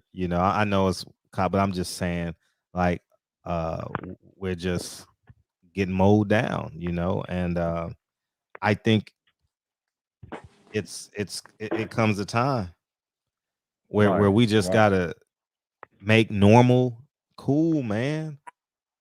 Normal is cool, man. Normal is so cool. Like 50 Cent ain't partying every night. Like he ain't got no hammer. He ain't got no guns. He gets on a private jet, goes to the Ritz-Carlton, has his girl with him, does what he does in the city, comes home. He does the same thing we do on Thanksgiving, Christmas. He eat turkey, watches the Cowboys, and like people really live normal lives 85% of the time. But we glorifying that. I think we glorify that bogus. It's that shit bogus, man. Like, man, that shit is bogus. But we got to come up with some good ideas and good visions. Mm-hmm. You know what I mean? For the young youth, it starts with these babies. It starts with the little league football teams and stuff like that. You know what I mean? At the age of 5 all the way up, because it's affecting us as we get older, and we seeing the triple effect. What happened in our past is happening in the young generation past. So we got to come up with a good vision for this world, brother, because we accountable for this stuff, because we have seen this stuff before. Mm-hmm. What they say, what has been will be again. What's been done will be done again. Ain't nothing new up under the sun, but it's something got to be new up under this sun, brother. We living in this world. So we gotta look in the mirror and love you. We gotta look in the mirror and love ourselves, man. See, the reason why it's so easy to for these people to kill somebody that look like them is they don't like themselves. They don't love themselves, man. The lack of self-esteem is the problem in the black community, man. I'm telling you, I lived through it, man. I had anger management problems, man. I had to go through anger management and all that shit, man. I didn't love myself, man. And it happens subconsciously. You just look in the mirror and you be like, man, I don't like who I am. You know what I'm saying? And once you look in that mirror and you love who you are, your mindset changes. You know what I'm saying? I think that we got to do a better job raising our kids, man. That's the problem, man. Matter of fact, we had a conversation the other day, man. I had a conversation with the homies the other day, right? It's like, nigga, there's no reason why married couples that's struggling shouldn't be able to get Section A. You know what I'm saying? There's no reason for that, but systematically it was easy. They give us this false sense of independence and empowerment. It's all about the symbols because there's really no substance. It's nothing but bubble gum, man. We just chewing bubble gum. You know what I'm saying? We can't digest shit. And that's one of the biggest problems, man, in the black community, dude, is You know, they tore the family up, but we allowed it. And I just, for me, man, it's one house at a time. You know what I'm saying? If we all do our parts, I think we can make it better. I'm gonna tell you that right now. But the resentment that these kids are gonna have because their daddy's in jail, their daddy's is dead, and you know their daddy's wasn't there, and they, you know what I'm saying, they mama didn't treat them right because they look like they dad. You know what I'm saying, and they wasn't loved like they were supposed to be. You know, that's the issue. So we got to be better fathers. That's all. That's what it comes down to at the end of the day. You know what I'm saying? Back in the good old days when my grandpa was growing up, they had fathers. They had good fathers. You know what I'm saying? Even if the father was hard, you know what I'm saying? He was in the household. You know, you can look at him and see him. You know, I know sometimes, you know, they did some shit. You know what I'm saying? They had families on the other side of town, but they was there though. You know what I'm saying? Right. We gotta raise these kids better, man. A woman can't raise a man by herself. She can only do so much because you know inherently you're gonna be very emotional. You're gonna be an emotional person. And shout out to my mom, man. She did a great job of putting me with when we moved to North Carolina, man. Put me in a church with men with being men, and right. And I was able to learn and grow from that. But the hood, man, the hood is a two-edged sword, man. You know what I'm saying? It builds character. The hood builds character for sure. I fought y'all. Oh. Right. The hood builds character for sure, but it also destroys characters. You right about that too. You're right about that. I give you two examples. What happened to me? I'm gonna give you an example. I heard you say you looked in the mirror. You say you didn't love yourself. You said that, right? Yep. Yes, sir. Right. I'm gonna give you an example. Something happened to me, not about me loving myself or I didn't love myself. Well, I love myself not to do this. I said I'm a CCW carrier, and one day I spoke to a brother. I always respect people. I spoke to this brother. How you doing, brother? Is we allowed to use profanity on your show? Yeah. He say, I said, how you doing, my brother? He said, don't say shit to me. I'll beat your ass. Say something to me. I'll beat. And my conscience was like, ooh. You know, my conscience say, let him go on about his business because he's dealing with a mental state of mind right now. He must don't know where he at or what can happen to him. So I had like hairs on the back of my neck when he said that, like, say something to me again, I'll smack your ass. I started laughing like, brother, you have a good day. You know what I mean? I won that battle. I felt, you know how like people say, oh man, you a whole ass nigga. I'm like, oh man. I wanted to just get out the car and just beat his ass or something. You don't do that. Don't do that. That's the mature in me as I get older. You know what I mean? You know, guys try to test you, and I won that. The Spirit of God said, you won that, brother. You're going to have more battles like that. You just got to be prepared and learn how to diffuse the issue, what's going on in that brother's mind. It happened to me. Watch this, another one. I was over a female house, and the young lady just got out of jail, and she was over there on the box because, you know, I guess they put on the box over there. I was over there, her cousin's house. Her boyfriend called on the phone. There's a nigga over there. I heard it in the background, so my conscience said, get out of there, man. You got your weapon. Go ahead and leave. I just, hey, y'all, I got to go ahead and leave. Her cousin get mad. You know what I mean? Like, get mad all you want. You know what I mean? I cold left because I knew the conversation that the cousin had with her boyfriend on the phone. Like, the nigga over there, I hear a nigga. Oh, man. It's what we going through, brother. And these brothers out here need help mentally, brother. But they needed help bad. You know what I mean? And it's sad. It's real sad. But I diffused that fuse right there, brother. I put water on it before it got started. So this is just examples in life. We just gotta beat the devil because the devil's out here trying to get any and everybody. We in a pandemic with each other. And it's sad, brother. It's sad, man. But that's my little testimony to y'all, brother, man. Stay strong, because the devil out here lurking, brother. He trying to seek and get anybody that he can get, and see the reaction how we gonna act as men, real men, brother. An insecure, listen, man. Insecure man is a listen, man. Most wars were started because of women. I'm gonna be honest with y'all, man. Dudes gotta learn how to let these women go, man. You know what I'm saying? These women don't belong to you, man. You know what I'm saying? These women don't belong to you, man.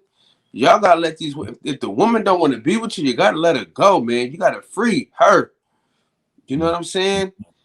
Because you know these niggas wanna beat the girl up. They wanna shoot the nigga that she with and all this and all that, man. Dude, let her go. Let her be free, man.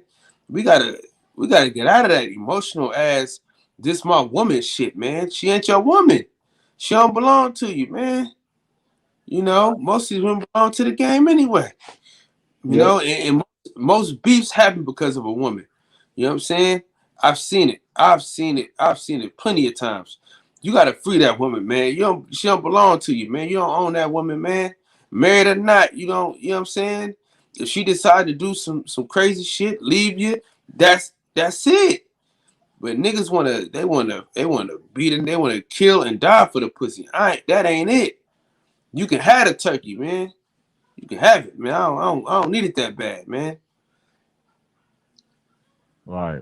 That's the problem. Niggas is insecure, man. Niggas need to be secure in themselves, man. You know what I'm saying? And I learned that in the 6th grade, man. I learned that in the 6th grade, brother. You know what I'm saying? Niggas think they ugly. You know they gotta fight. Niggas learn how to fight because they think they ugly. You know what I'm saying? Most niggas that think they look good, they ain't out here trying to fight all the damn time. It be the niggas that think they ugly, man, that gotta fight. Cause like, I can't get no girl because I don't look good, so I gotta fight because a girl gonna like me because I can fight. That be the mindset sometimes, man. I'm telling you. We just gotta, love ourselves. I heard you say because they ugly, but they gotta realize if they ugly, they gotta understand God loved them. That's how you break ugly down. ULGY, understand God love him. You know what I mean? So it goes to a sucker tax. Sucker tax, and it takes over their whole system, man. And I get it. What did you work on, brother? When you say you didn't love yourself, you looked in the mirror. Say, what did you work on to actually start loving yourself again? What did you work on? So we had to do exercise every morning, and I took them exercises very serious. And so basically, you just look in the mirror, man. You say, "I love me." You pick something about yourself that you love, man, and you begin to love your flaws. You know what I'm saying? Like, my teeth always been crooked at the bottom. You know what I'm saying? And once I begin to love that about myself, it couldn't be used as a weapon no more. You know what I'm saying? And you just got every morning you look in the mirror, you say, "I love me."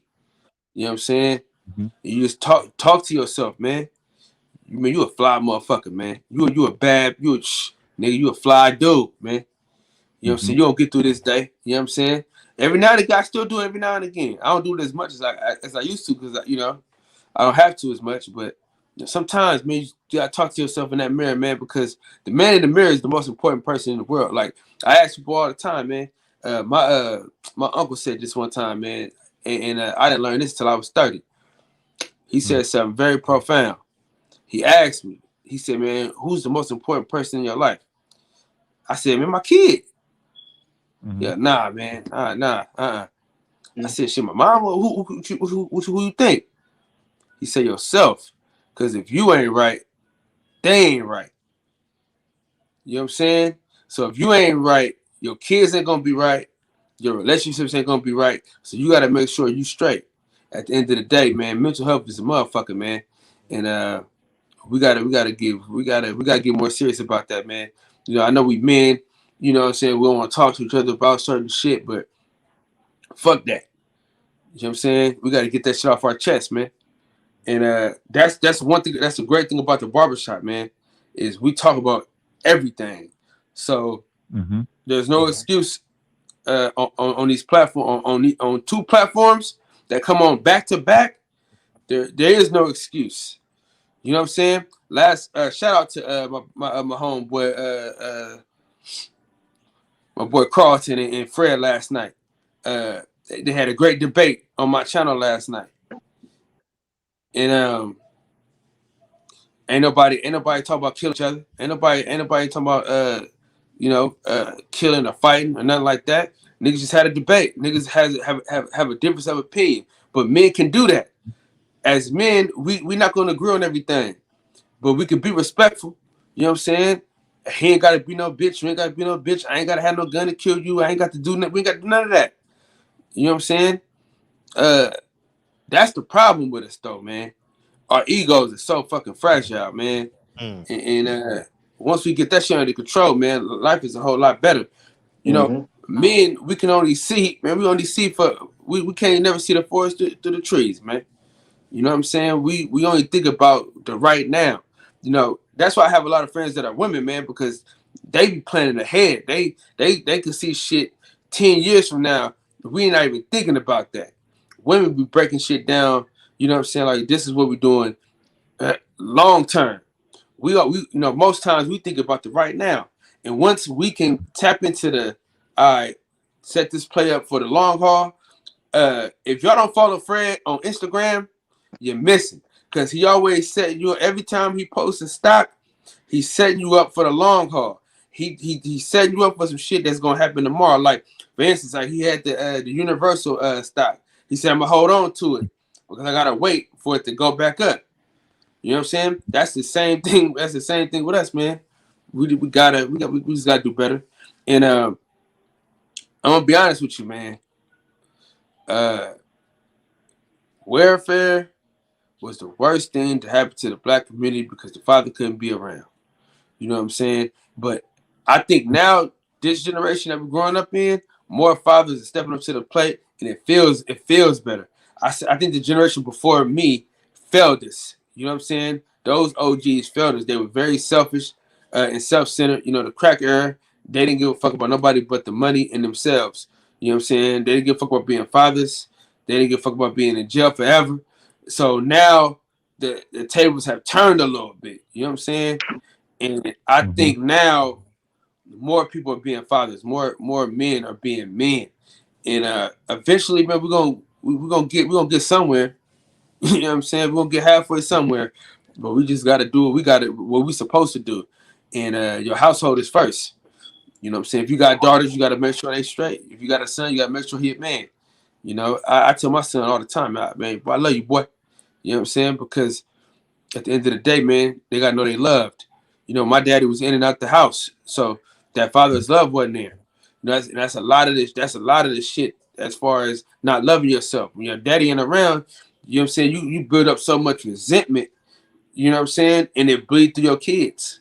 So we just got to make sure that we doing the right things by raising our kids, man, for sure. What city y'all from? Oakland. He from LA. LA. And check this out. I got some food for thought for y'all too. Why y'all talk good talk, barbershop talk, good talk, boxing talk? As y'all in Oakland, I do this in Cincinnati. I go to city council meetings and understand their whole lingo, what they doing to our communities, brother. We have different organizations going and getting free taxpayers' money. They make up these stop the violence initiatives and don't actually do it. They just get the taxpayer dollars and build their wealth off taxpayer dollars. See, that's what's going on in these different cities too, brother. So you see the finance, economics, you know what I mean? It all plays a factor.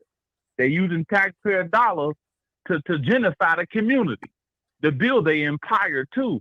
So we still got to be that voice going these council meetings too, brother, in different cities. I do it in my city all the time. They know me. Personally, they know me. And I mean, bring this up to y'all guys is because it's very important y'all learn this too, because it'd be a good barbershop talk too, or the boxing talk, because this community councils in different cities or actually, I can say they keep on using taxpayer money, identifying communities in Cincinnati, Ohio. They doing it all around the United States. They using the Community Reinvestment Act money. That was when black folks were getting redlining from the banks. And the banks got sued. You can Google this. It's happening in California right now as we speak, brother. Community Reinvestment Act, California. That's all you got to type in, Google that. And it tells you how them banks got sued for billions and millions of dollars. That's why you see high rises going up in every city, brother. I know I ain't lying because that's what's happening in y'all city too. It's happening all around the United States. So what they doing is they using these community leaders, these ministers, they using them as they get their groups together, and not they sign a CBA. So many abbreviations too. CBA means Community Benefits Agreement. What you and the banks got agreement on that we're going to give you this money to develop. They gonna hook y'all organization up, but don't turn their back on the community homeowners. Then they come and watch this. They come and take your home, to take the people home that don't know nothing about this CRA Act, Community Reinvestment Act. If you don't know nothing about it, they come. Here come inspect it on your house, and he fine you. You can't afford to fix your home up. All of a sudden, they try to take your home. All this stuff is like a revolving door. What they doing, revamping, redlining all over again, brother. You gotta grandpa's going through that right now. Huh? My grandpa going through that right now. My grandpa's going through that right now. See, yeah. So I know I'm right because when I speak about it, I even got threats before, brother. I'm gonna let y'all know. I got a threat because I talked about it so much, but they wasn't listening to. Now I struck somebody's nerve. I'm gonna tell you, I got a call about 2:40 something in the morning. Hello, I'll kill you. I start laughing like you gonna have a problem doing that, brother. It's gonna be real hard to do that, very difficult to do that. You know what I mean? They hung up.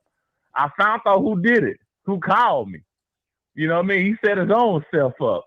So all of a sudden I say, brother, I talked to him on the phone. I said, brother, I don't play them games, brother. He don't know me, brother, at all. You can go play games with kids. I'm not no kid. I'm about my business. I don't play them games. I ain't never got no more calls no more. But the whole point I bring it up is, brother, it's happening in every city, brother. If we don't pay attention to this again, pay attention to this in your city, in my city, we it's all redlining all over again. It's happening everywhere, and it's sad, brother, what so-called these reverends doing. It's pastors in our groups here, ministers. They got in the group. They said, keep this to yourself. Don't tell nobody about it. And they didn't tell nobody about it until I heard about it. I followed the money by going to City Hall, understanding their lingo, what they doing emergency ordinance, hurry up and passing some through, helping they buddy developers develop communities real fast. And you wonder, like, man, why all this housing going up so fast? Because they're using their bank lawsuit money. When the banks got sued from the CRA Act from redlining since 1977, brother. They got sued from Jimmy Carter put that in place in 1977. Stop redlining black people. Black folks couldn't get loans on their home. They couldn't refinance their home or get loans for their businesses. Then they came around and got this money, brother. Next thing you know, they found a way how to sue these banks. Who taught these groups? Another abbreviation. NCRC. It means National Community Reinvestment Coalition. They're one of the big wigs that taught the organization groups how to target the banks to get some money, brother. So if I was y'all studying this hard, man, it's real simple and easy. I went through it. I got y'all number. I'm going to text you my number to stay in touch with me. But, brother, when you find this, brother, understand it, brother, y'all get money for y'all barbershop, brother. Y'all talk, a podcast, TV show. It's money out there for that. They just don't want to tell y'all how to access it, brother. I had to tell y'all that, man. It's deep, brother. I got a question. Yes, sir. Are you in or a former member of Nation of Islam? No, brother. Not at all. Oh, okay. All right. Not at all, brother. Not at all. They always talk to me. I always see them all the time, brother. I went to one of the Mosque 5 this Sunday. It was speaking about the lies and the liars must be exposed. I listened to that very well, but you know what they say, Satan can make a Muslim. Satan can make Christians, but do they have the spirit? They don't have the spirit. the target to talk like this. They don't. You know, so I understand the whole lingo, what's going on with what people doing, how they act, or just this money don't really mean nothing. It's what you do with it means something, brother. You know, it don't back up no oil, don't back no gold up, no diamonds up at all. Right. It's just a paper, it's just a dollar bill. And we don't understand what to do to help each other. We're not helping each other no more. Everybody worried about, who live in large, who live in this. End of the day, we live in the same. You know, but study this, brother, man, for real, man. Community Reinvestment Act, California, brother. I heard you say your grandfather going through that. Y'all can stop that right now. Say, the bank got sued for that money. That money's supposed to be for my grandfather to fix his home up, fix his taxes up. We got matter of fact, I'm gonna stop it right here too. Tax abatement is part of this too, brother. You know, like these white folks come along, they get like a 10 or 15 years tax abatement on their homes when they redevelop their home, brother. And it's part of the CRA Act. We got a tax abatement lawsuit in the federal courts right now as we speak, brother. Yeah. So it's deep, brother, what they've been doing to the black community. We've been suffering hard. The young kids at home, mama at home with them, about to lose their home, losing their mind. They cut the kid out. Get out on those streets, make some money. You never know what goes on in the house off the mama, how she reacting. Or the daddy. You get what I'm saying? So we really got some really, really speed up and do this work real fast, brother, before it's too late for all of us. For real. Thank you for that. It was a lot. It was a lot. And motherfuckers in the chat with one eye open now, you know, but we truly appreciate it though. Yes, sir, brother. Yes, sir. But wake up, y'all. It's happening everywhere. Google in your city. I don't care where they at. CRA Act, Community Reinvestment Act. Google it. Gotcha. I was gonna say text Kyle from this point on. Oh, I will for sure. For sure. Save the number. Save the number and hit me, please. Yes, sir. I told you, brother. Hey, Fred, I couldn't play the song on you, Fred. I couldn't play the song. Yeah, you was about to get that song. I was like, Kyle, hey. My bad. Hey, my bad. Appreciate you. My bad, man. I got deep into it. My bad, brother. Oh, man. Appreciate you. I didn't want you to take none of this stuff up. You had to take it in. You the champ. Appreciate you, man. And anytime, brothers, man. And next time we do talk about boxing, talk about my pops. You know what I mean? You know, we talk about the Hawk. He's living. You know, he's living. He just passed 4 or 5 years ago. Yeah. Blessings to your family. Blessings. Yes, sir. Yes, sir. Yes, sir. For sure. And until next time. All right, then, brothers. Y'all hold it down. I love y'all guys. Nothing you can do about it. Appreciate you. All right. Man. I'm gonna start saying that. There's nothing you can do about it, Mr. Henderson. Oh, damn, heat check. You know what I mean? It wasn't a heat check. I was just because he kept on saying brother. That's all. God damn. You know? He was on for 32 minutes. I didn't even. God damn. Man. Was it 32 minutes? We can't get that time back. No. But hey, Fred, I was doing a lot of talking too, though. You know what I mean? We're gonna put it all on the OG, man. I was in there talking a lot too. God damn. Woo. Man. Hey, Kevin, how's it going, buddy? I'm good, man. I just got on to say this, man. So today I was driving and I got a notification on my whatever phone, right? And so I had pulled up to the light and I had looked at it and it said young Dolph shot and killed in Memphis. And that right there hurt me. Not because I'm like a super huge Dolph fan or nothing like that, but I just knew that it was another brother that had did it. And I don't know, man, like that shit really, really like fucks with me, man. Like you got the white people killing this, like you got the fucking or whatever, right, bad food killing us, then you got us killing us, and it's just, man, it's shit just crazy, man. And I don't know, bro. Shit just got me all messed up, man. And my city, where I live at in Oklahoma City, it's so fucked up out here. These damn kids is reckless, bro. Like reckless. Like, and I was a wild boy coming up too, but it's like nowadays, like there's just no rules. Like at all with anything. Wild West. With anything. And I was giving my cousin a ride somewhere today, and we had walked into the store, like we had stopped at a gas station, right? And as we was like going or whatever into the gas station, a white dude was actually like coming out, and he like had looked us both just like up and down, just like with this like look, just like what the fuck are y'all doing over here, right? So we was whatever, right, coming out of the store, and there was a black guy coming over there, right, into the store, and my cousin, he was just like looking at him like or whatever, like what the fuck is this nigga looking at? And it's like I don't understand what it is, like, but why does it seem like we have this sort of like disdain for other like black people? Like it's like I don't know, it's some kind of like conditioning or some shit, bro. Just like the white dude had walked past us and he had looked at us both up and down with just this like disgusting look.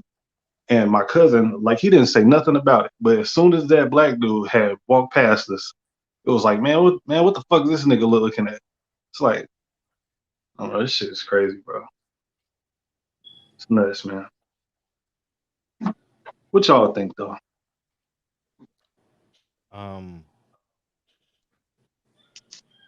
I think I think it's more what I know. We are like hurt people. Trauma passed down from generation to generation. Personal accountability. Lack of personal accountability leads to lack of community responsibility. Yeah. And I strongly believe that men were placed here to be men. And I think men have been compromised and men have accepted compromisation. Is that a word? And since we are economically deficient, it exploits trauma, and trauma triumphs over personal accountability and community accountability. And at times it wins, you know.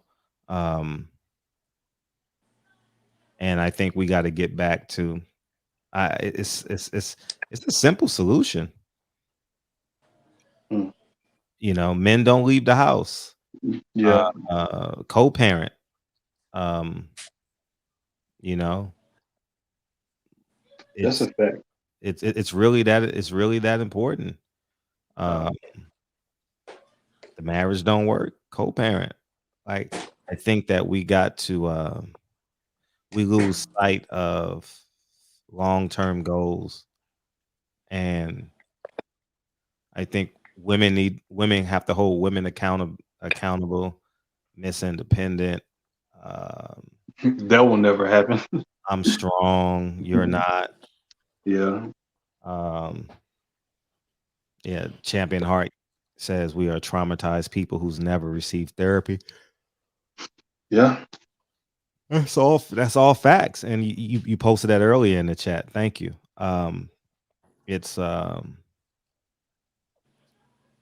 women got to be women, and I think we got to get back to the origins of our roles. Women want to be superheroes. Women want their kids to tell them Happy Father's Day. No, that's just nuts. Let me tell you something. Let me tell y'all something crazy, right? Mm-hmm.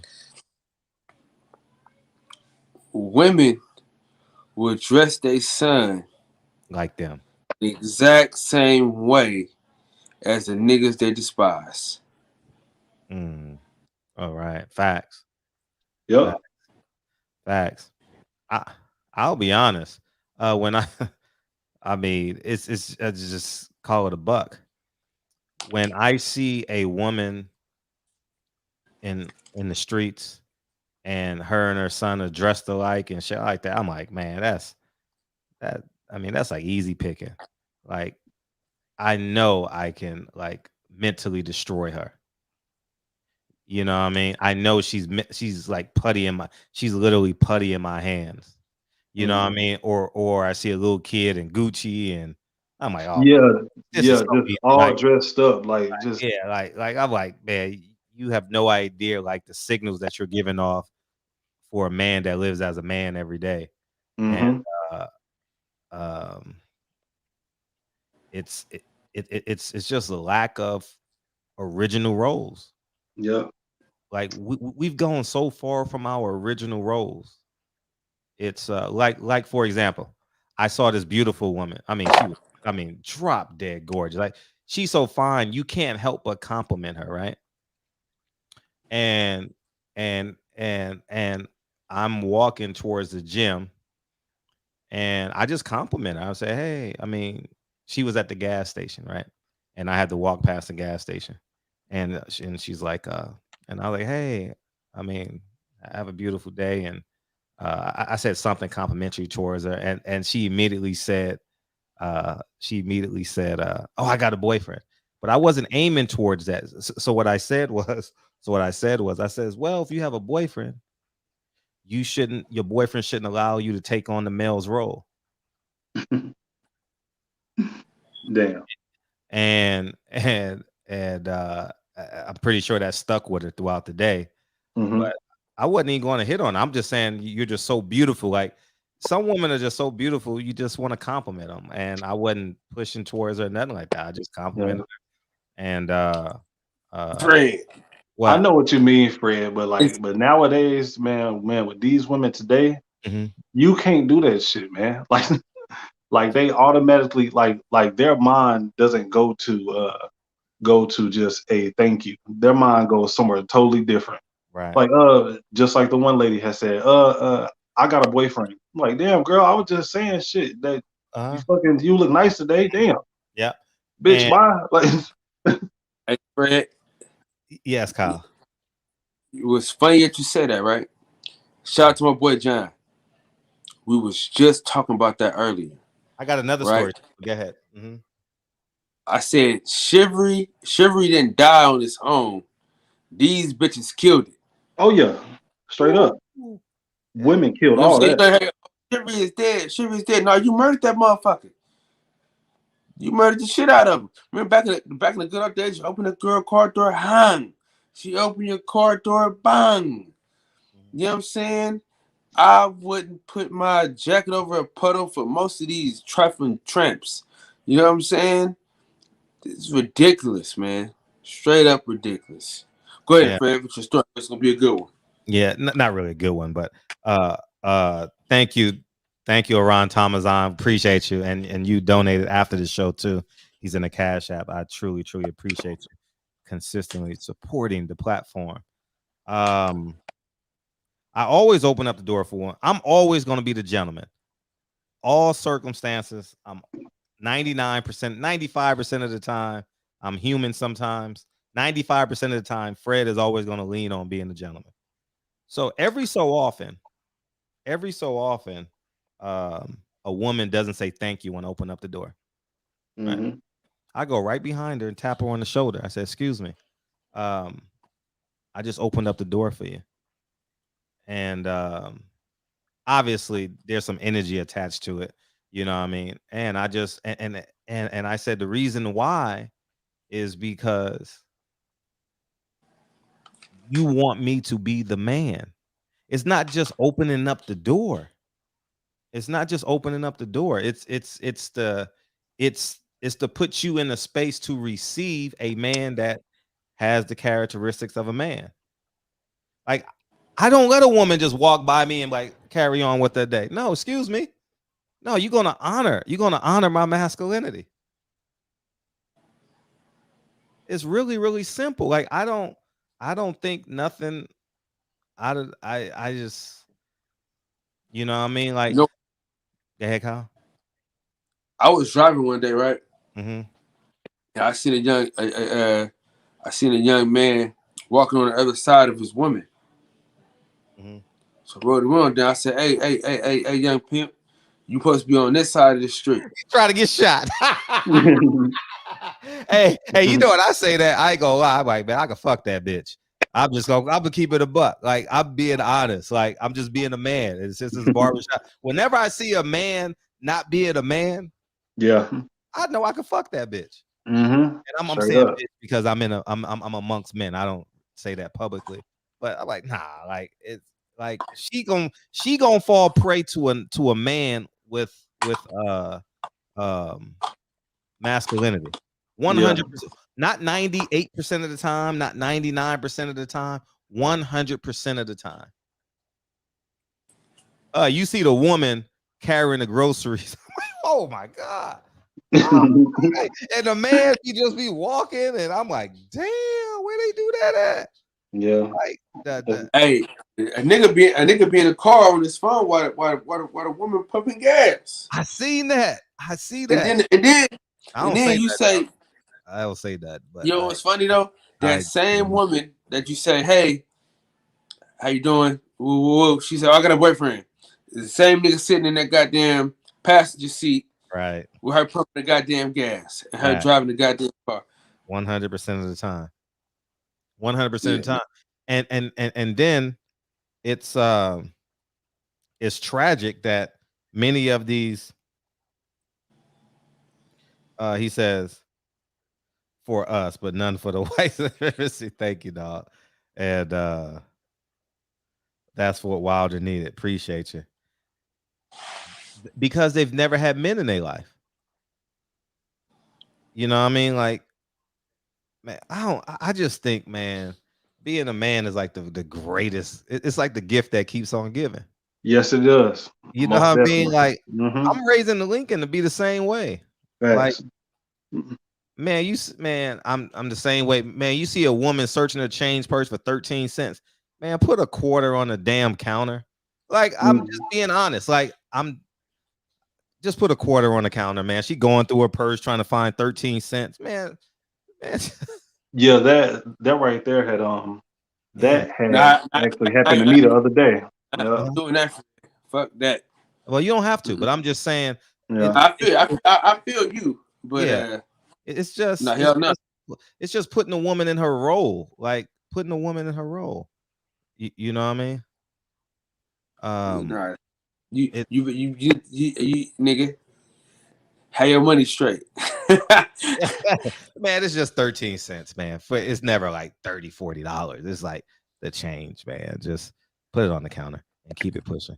But I do agree. I didn't know this, but when I was younger, now that I'm a grown man and I look back at that shit, you know, man, I can look back and tell, and I bet probably in the 80% percentile, I know which the women I had sex with didn't have a father and did have a father. I can tell, like when I'm in retrospect. In the moment, I mean, I was too young to realize it, but now that I'm a man, I'm like, oh, I know she didn't have a father. You know what I mean? Like I know, like, and sometimes at those young ages, you take advantage of it. You take advantage. I mean, I'm not gonna, man. Listen. Any way to get in the club, I pay the security guard $20, back door, front door, and that's how I. And sometimes women want you to play a role for a night. Fuck it, I don't give a fuck. I'm never calling you again anyway. So, but that's the truth, you know. I got a funny ass story. Man, but go ahead, man. Yeah, good. What's up? That was all I was saying. All right, man. I got somebody else in the back. All right, bro. Yeah, appreciate it. I'm gonna tell you guys a funny ass story. Appreciate you, Kev. It was this story. Oh my God. Oh Jesus Christ. Please God. He's not watching. So man, this anyways, it was a while ago. I was in college. And I remember I met this girl and we're talking. We're going back and forth, Champion Heart. And so she says, in the middle of the conversation, she says, I want to eat where the white people eat at. I says, oh, yeah? She says, I don't eat at McDonald's. I says, oh, yeah? Okay, I got you. By the morning, she was smashing me and my friends. Like, I had just flipped her. You get what I'm saying? So, but that's the point of the mindset that I'm telling you, like how women and like the lack of fatherhood in the woman. She's worried about where to eat at. Like I'm like, she's a victim. You know, like she's about to get flipped, Champion Heart. You know what I mean? Like, I wasn't playing then. Shit, I paid $20 to get in the club. I'm getting something out this motherfucker. You know what I mean? I don't drink, I don't smoke. You know what I mean? Like, don't give me the answers to the test. You know what I mean? She gave me the answers to the test, and I'm definitely taking advantage of it. You know, you know, shit. Yeah. What's going on with you tonight, brother? Hey, what's up? I got you next, Sadai. What's up? It's all good. It's all good. Kyle, what's going on, brother? How you doing? Yeah, I'm doing great, man. It's fight week, baby. You know what I'm saying? One step closer. You know. Oh yeah, Cam. $50. Birdman, my Hondo. Shout out to Blue Blood and Champ Side with the ammunition this week at the fight, man. Appreciate y'all. What's up? Most definitely. Hey, listen. It's going down. It's going down. Go ahead, Champ. What was I about to say, man? Oh man, you know, I didn't know. I wasn't. This kid was an underground rapper. If is that right? Because I had never heard of him, but my daughter, she said that he was one of her favorite rappers. I had never heard of this kid. Was that right, Kyle? Was he an underground rapper? I would say independent artist. Oh, okay. So he didn't have behind him, but he a lot of people know him. Okay. Yeah. You know, it ain't my type of music. You know what I'm saying? Right. But you know. Yeah. When she said it, you know, I didn't know, you know, who the kid was. But yeah, I'm like you, Fred. If they shoot your vehicle with 100 bullets, I mean, that's a warning for your ass. I'm going to Greenland. I'm done. I ain't making no song about it. Yeah, yeah. That's the last thing I'm doing. You know, people be watching 50 Cent too much, man. Yeah, I was reading in the chat, man. Some cats was in the chat. They were saying they were comparing him to Nipsey, and they were saying that, you know, he was doing things in the community, you know, as well. So that there was some similarities, you know, comparing them. Like I said, I didn't know the kid. I had never heard of him, but you know, if he was doing that, you know, salute to that young brother. But I think what happens, man, is that, you know, like, and you had touched on it earlier, Kyle, that the older cats didn't come back and tell you, look, this is not the way. And I heard you look at Snoop and how he's evolved, and I heard him saying this on the show that there was no the cast ahead of him didn't come back and show them the way. You know, now you look at some of the things that he says and things that he's doing. You know, he's older. He's not that same 20-year-old kid, and he reinvented himself. You know, he's doing more things that you may consider square.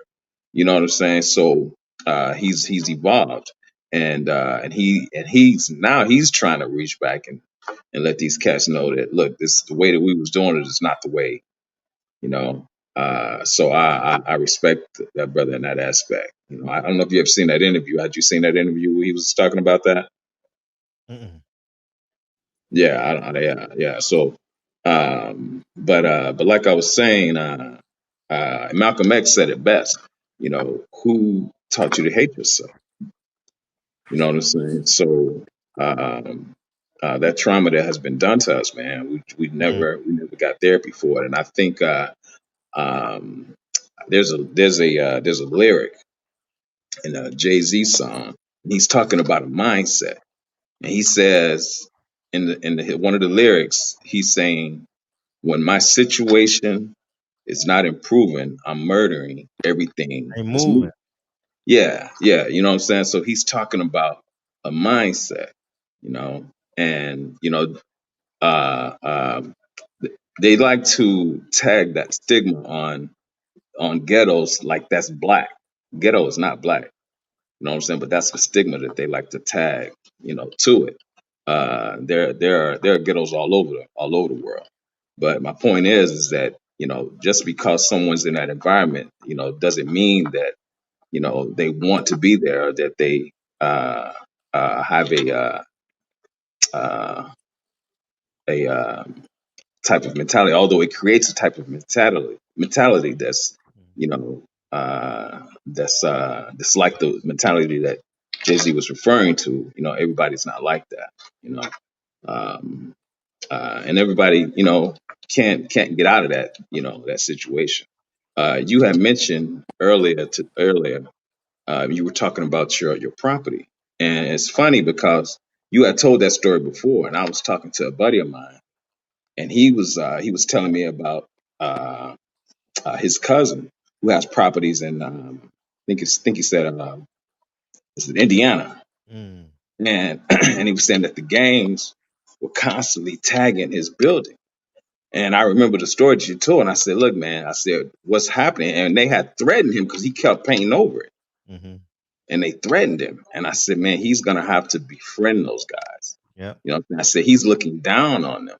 Mm-hmm. So this is why his building is constantly being tagged like that. He's gonna have to befriend those guys and make them understand, what I'm saying, that he's not looking down on them. You know, um, but yeah, man, it's a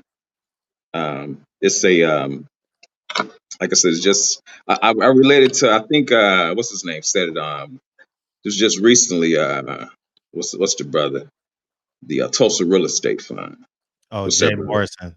Jay Morrison. Yeah, he was speaking to, I forgot the brother he was talking to, but and he did a scenario where he says if you take a person and you put them in a room and you rape them for 20 years, he said Oh. and then you get a change of heart, and you decide to release this person. You give them a couple of dollars and tell them to go live their life. How do you think that person is going to function when rape is all they've known for 20 years?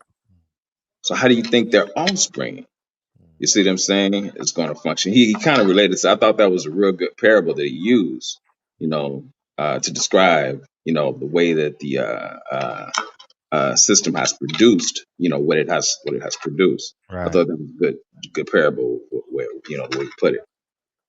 Mm. That was heavy. Yeah, for sure. Yeah. Yeah, that was heavy, you know. Um, But yeah, man, rest in power to that young brother, man. I hate that happened, Right. but yeah, he should have. Yeah. I don't know what he could have done, but you know, rest in. Champion Heart. Yeah, A17 said, tell Champion Heart he can befriend them, even put them to work painting, um, and they'll kill him. yeah. I'll talk to my brother about that, and he could probably relay that message to him. You know, because I've been to Indiana, man, and it looks like Beirut. Mm. You know, it's crazy. Yeah, it's crazy. Yeah, that's heavy. It's wild out there. Man, I was something else I wanted to mention about our women, and how historically they've been compromised. Mm. And um, it's like what's happening now, man, and it's like they're coming up with these terms, man, this toxic masculinity type crap. You know what I'm saying? The gay agenda, and the way that our women accept that shit, Mm. And I try and explain to my daughter who's actually studying to become a psychologist, and they're actually, the stuff that they're feeding into her and she's having this mindset. Well, she has to be politically correct, and I trying to explain to her. I said, baby, don't feed into that.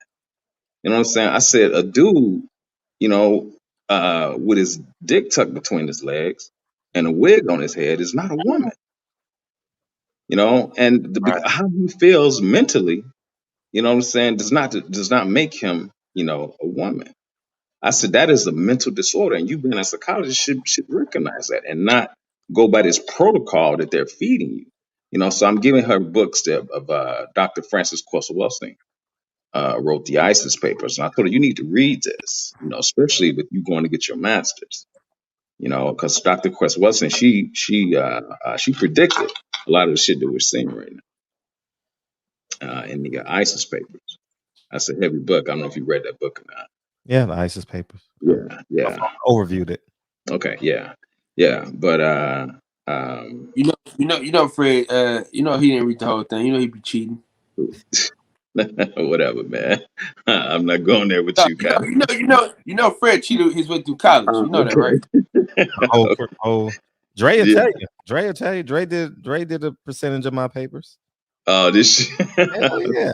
Shit, I was a savage, man. Man, I wasn't playing. I told my wife, listen, man, I do all the marketing classes. You just go do some math for a nigga or something. Yeah, you had said something earlier, Fred, about how what was it you said? Kyle played the song.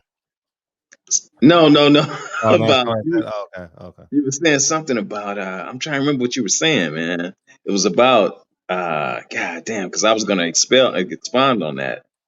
And you were talking about how women don't recognize what were you saying? Chivalry about masculinity.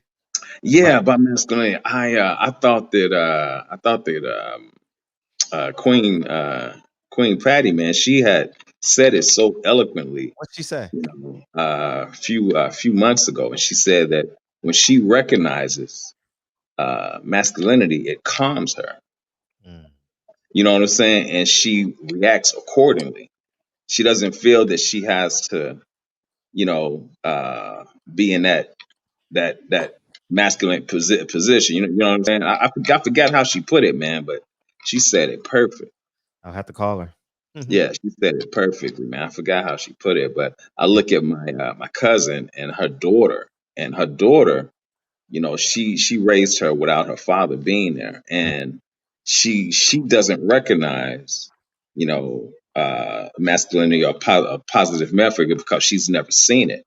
So when you're giving her advice on her lifestyle, she looks at it as you're trying to control her life, and the decisions and the things that she do, you know, is because she doesn't have that male figure there.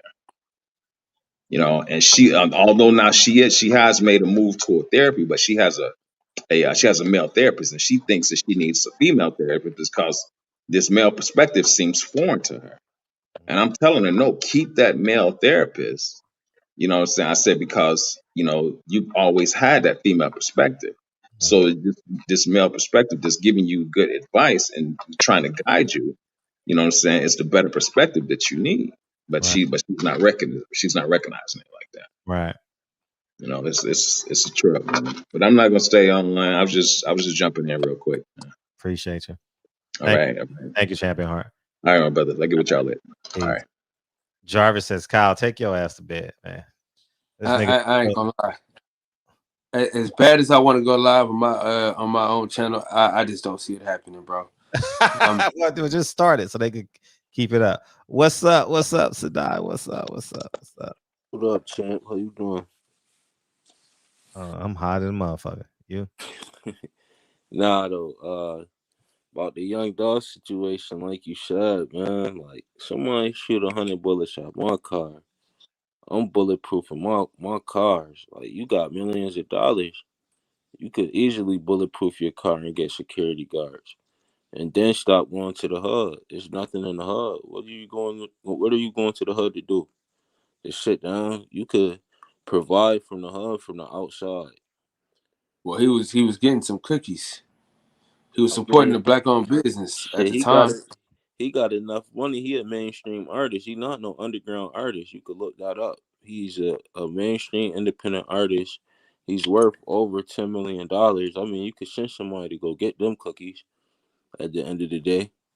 And But even he human. Like, see, this is the thing though. This is what I'm trying. This is what I was telling somebody earlier today, man. At the end of the day, people still human. You know, don't nobody want to feel like they're a prisoner with all this money, and then they can't yo go nowhere, Kyle, do nothing. yo Kyle, we human, but he still got beef in the hood. He's not no civilian, Kyle. I understand if you're a civilian, but when you got beef, you can't be going out all freely like that, Kyle. I don't care how tough you is. It's somebody always out there who willing to get you to make a name for themselves, especially when you that type of person. Like even Nipsey Hussle, what do he care that that brother was a rap for? That don't got nothing to do with you, man. You rich, man. Certain shit just don't got nothing to do with this, and we got to change at the end of the day. Certain people just don't know how to change. And I live in the hood, man, and I don't go outside like that unless I'm going to do my ones and twos, cause I don't want to be near none of that bullshit at the end of the day, man. I mean, they don't got them motherfuckers out there in the hood who sit on the corner all day don't got shit going on with they self. They don't got nothing to live for at the end of the day, and that's what you gotta realize. People be feeling bad for these people, but that's what they put on their shows. You gotta see this shit in the music videos, like. They don't give a fuck. So why should we? I mean, these people out here, man, they doing all this devilish shit, man. Like, I mean, it's time to wisen up at the end of the day, man. We keep seeing the same shit every day. The mom's not doing nothing. The pop's not doing nothing. I mean, that shit start at home at the end of the day too. Yeah, start at home, and I think Mr. Vegas just reminded me about it. Y'all get mad at me for this, but I don't really. I'll say it again. I don't concern myself with what white people do at all. I'm Hey, instead. speaking of which, Mhm. people are like, why are they so invested in this Kyle Rudolph situation? Or You said Rudolph. Yeah, I'm with you on that. I don't. What's the motherfucking name? Rittenhouse. Rittenhouse, yeah. That's how much you know I don't give a fuck about that guy. Mm-hmm. Yeah, it ain't like he shot some niggas. He shot some niggas that look like him. Mm-hmm. So Yeah. shit, that's and people are surprised that the white dude in the Capitol building only got 41 months. I'm like, bro, what y'all thought was gonna happen, man? Like, nigga ain't getting that much time. He probably only gonna do half that. So he gonna get yeah. But it's just at what point? Oh yeah, holding accountable. I just hold black men accountable. I don't go no other way. I don't go no other way. Y'all can pray for white people. Y'all can pray for the Democratic Party. Y'all can say, hey, they treating black people different than they treating white people. We've been doing that for thousands of years. Shit ain't changed nothing. White people ain't giving up their competitive advantages. And they're not doing it. So why are we praying that they do? You know what I mean? We got to create a chain link fence, put our resources inside that fence, and the people that support us go inside the fence and build. And anything that doesn't grow is dead. So we kick all the dead things out. Word. You know what I mean? Yeah, what's up, Mr. Henderson? Yo, Fred, we always want our lick back, man. Yeah, I don't give a fuck. You can have that lick. Shoot up my bulletproof car with 100 rounds. I'm gone. Gone. God rest his soul, man. The great philosopher Kevin Coleman, he had a turkey. Or like, what did you going back to the hub for, bro? But I mean, that's the beginning go, of me.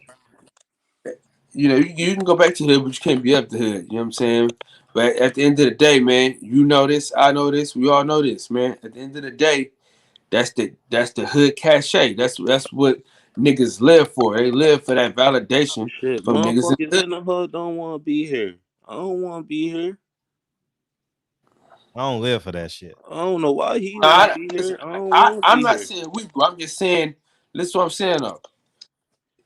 I'm trying to move out the hood. You, I don't want to be in yeah. this shit. Listen, you might not want to stay there, but if he go back, Don't it's a nobody little want to kid. stay here. I live in. Don't nobody want to be in this shit who in here. Yeah. Well, So I'm why saying go because you know, back when you get money though? That's what I'm confused about. Like, don't nobody want to man, be it's in a this little shit. kid that it's a little kid that might feel like it's tangible. You know, they see this dude that they see this dude every day. They can touch him. It feel real. It feel like I can make it. I'm saying sometimes you need that shit, man. Like seeing Gary Payton in Oakland all the time, it felt good. It felt like we could make it to the NBA. Seeing Damian Lillard hand out backpacks in the hood, it gives kids a sense of hope. Sometimes they need that shit. You know what I'm saying? You know, we can't.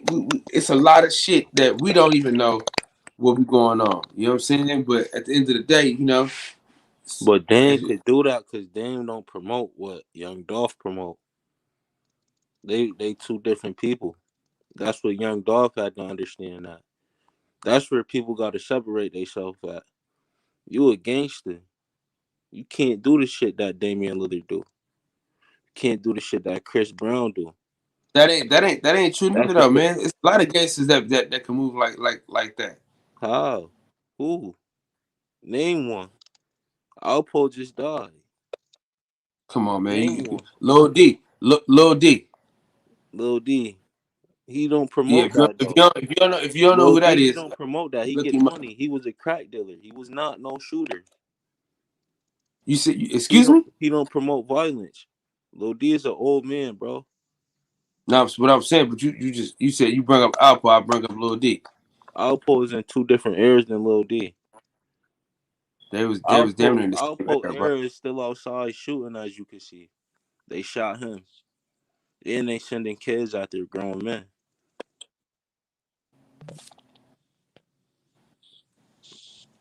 Lil D don't promote what they promote. He was a money getter. He was about money. He wasn't about violence. Freeway Rick, he wasn't about violence. He was about money. Those Man, are you they don't living two different you, lives. Young Dolph listen, is man. about He don't money, listen. He money ain't and violence. He ain't about violence now, but he ain't about violence now because he older. And he did that time. He did that time in prison. Well, best believe you me. I know. I know firsthand. You know what I'm saying? I know firsthand that You wasn't it there. wasn't no. It What wasn't. It story you wasn't just seen? no money. What story you seen? Freeway Rick said he promoted violence in. I ain't talking. Man, I'm not talking about Freeway Rick. I don't know him like that. We're talking about Lil D right now. But what I'm saying is, all I'm saying is, that's how niggas feel. I'm not saying it's right or wrong. That's not what I'm saying. I'm not saying it's right or wrong. I'm just saying that's how niggas feel. You know what I'm saying? And that's what he chose to do. You know what I'm saying? That's what he chose to do. Yeah, I feel you, man. Salute the auto, man. That's all I had to say, man. To Appreciate it. all the people promoting violence, man, start moving smart. Act like you want to live at least. Or y'all like y'all don't know how to think going back to the neighborhood knowing y'all got beef.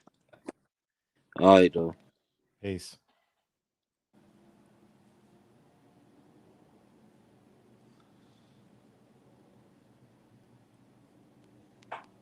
Yeah, what's up? I was just gonna say that that young man ain't lying, bro. I mean, when you got beef in the streets, bro, and you stay in a small place, you stay in a small town. I don't care where you stay. When you know you stay in the vicinity and they know where you at or whatever, you gotta move different. You dig what I'm saying? You gotta move different.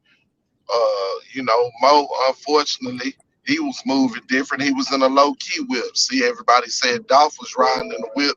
He ain't had no business riding in because everybody was gonna know it was him. You know what I'm saying?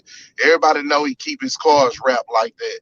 And he had just pulled up to the cookie shop the week before and did a little video there. So, they knew he, that's a store he frequent or whatever. and to be in the vicinity. 9 times out of 10, we seeing with social media being up, you know, they normally these dudes forecasting they dead because they showing where the hell they at and everything else, and all these niggas do is just creep up on them. But Kyle, it's the And they truth, talk, man. and they And talk about facts, death a lot too. And facts. But Kyle, it's the truth they too. talk way too much about death. Everybody can't move around the same, Kyle. You know what I'm saying? Like even unfortunately, Andre Emmett, you know what I'm saying, not the D. You know, it's how you move when you are who you are, you know what I'm saying? And the crowds you bring around. And just like DJ was saying too, you ain't even gotta be that cat. It's a lot of unsuccessful ass niggas around, and like you said, they ain't got nothing to live for. I'm you know, it's a double-sided coin, two-sided coin to that. Double-edged sword to that. Just like Champion Hart was saying, talking about his partner who got the properties out there in Indiana. Yeah, he need to befriend them, but what if he do some Sean Taylor shit, turn them on? You know what I'm saying? Instead of me fighting with these kids, let me give them a job. Let me give them some purpose. Whoop the blam. Shit, 2 of them kids might be on. 2 of them motherfuckers might turn around and rob and smoke him and leave him in his own motherfucking property. You did? So, you know, when you get to talking about old schools coming back to the hood and giving back to the community and shit, they looking at shit like that, like, shit, I'm not finna put my neck out here and show this young nigga all my shit or put him in my shit and then him turn around and push my wig back. You feel what I'm saying? Say, man, it's a hard motherfucking thing, and it's a dilemma out here. And Fred, something else you touched on. Bro, I see it all the time. When you go out to eat or whatever, and you see the lonely ass woman who was a one night stand on the weekend, who got the baby, and the daddy ain't fucking around with her either because she leaned on her with child support and a bunch of bullshit, or she ain't letting him see his kid. Then all of a sudden, you know, you go out to eat, she got the little nigga halfway dressed, or he ashy as fuck, or he dressed up just like her because she treating him like a dog. You know what I'm saying? Ain't never allowing them to be a little, never figuring out how to be a little man or whatever. And yeah, them the hoes that's easy targets. Them the ones you know that's lacking some and will take anything. You feel me? That's the one. That's the one who little kid. While you in there knocking her off, the little kid in there on the game on the headset, telling grown people to suck his dick and everything else. And she occupied with dick in her throat, so she can't. So she ain't raising. Yeah, that's what we got. That's what a lot of what we got going on. And that same little nigga, you know who he being raised by? He being raised by Young Dolph, CMG. He being raised by goddamn Migos and every other one of these niggas. So all of a sudden, when he do get an age, he got on dreads. He trying to wear designer shit that his mama can't afford, and he out there hustling to get it. Before you know it, you got some shit on your hands. Right. So yeah. It's an epidemic. It starts from motherfucking home. And like you said, you can give back to the hood. You just ain't got to go back to the hood. Certain motherfuckers can't go back to the hood because of what they own. Dobie, he didn't need to go back to the hood.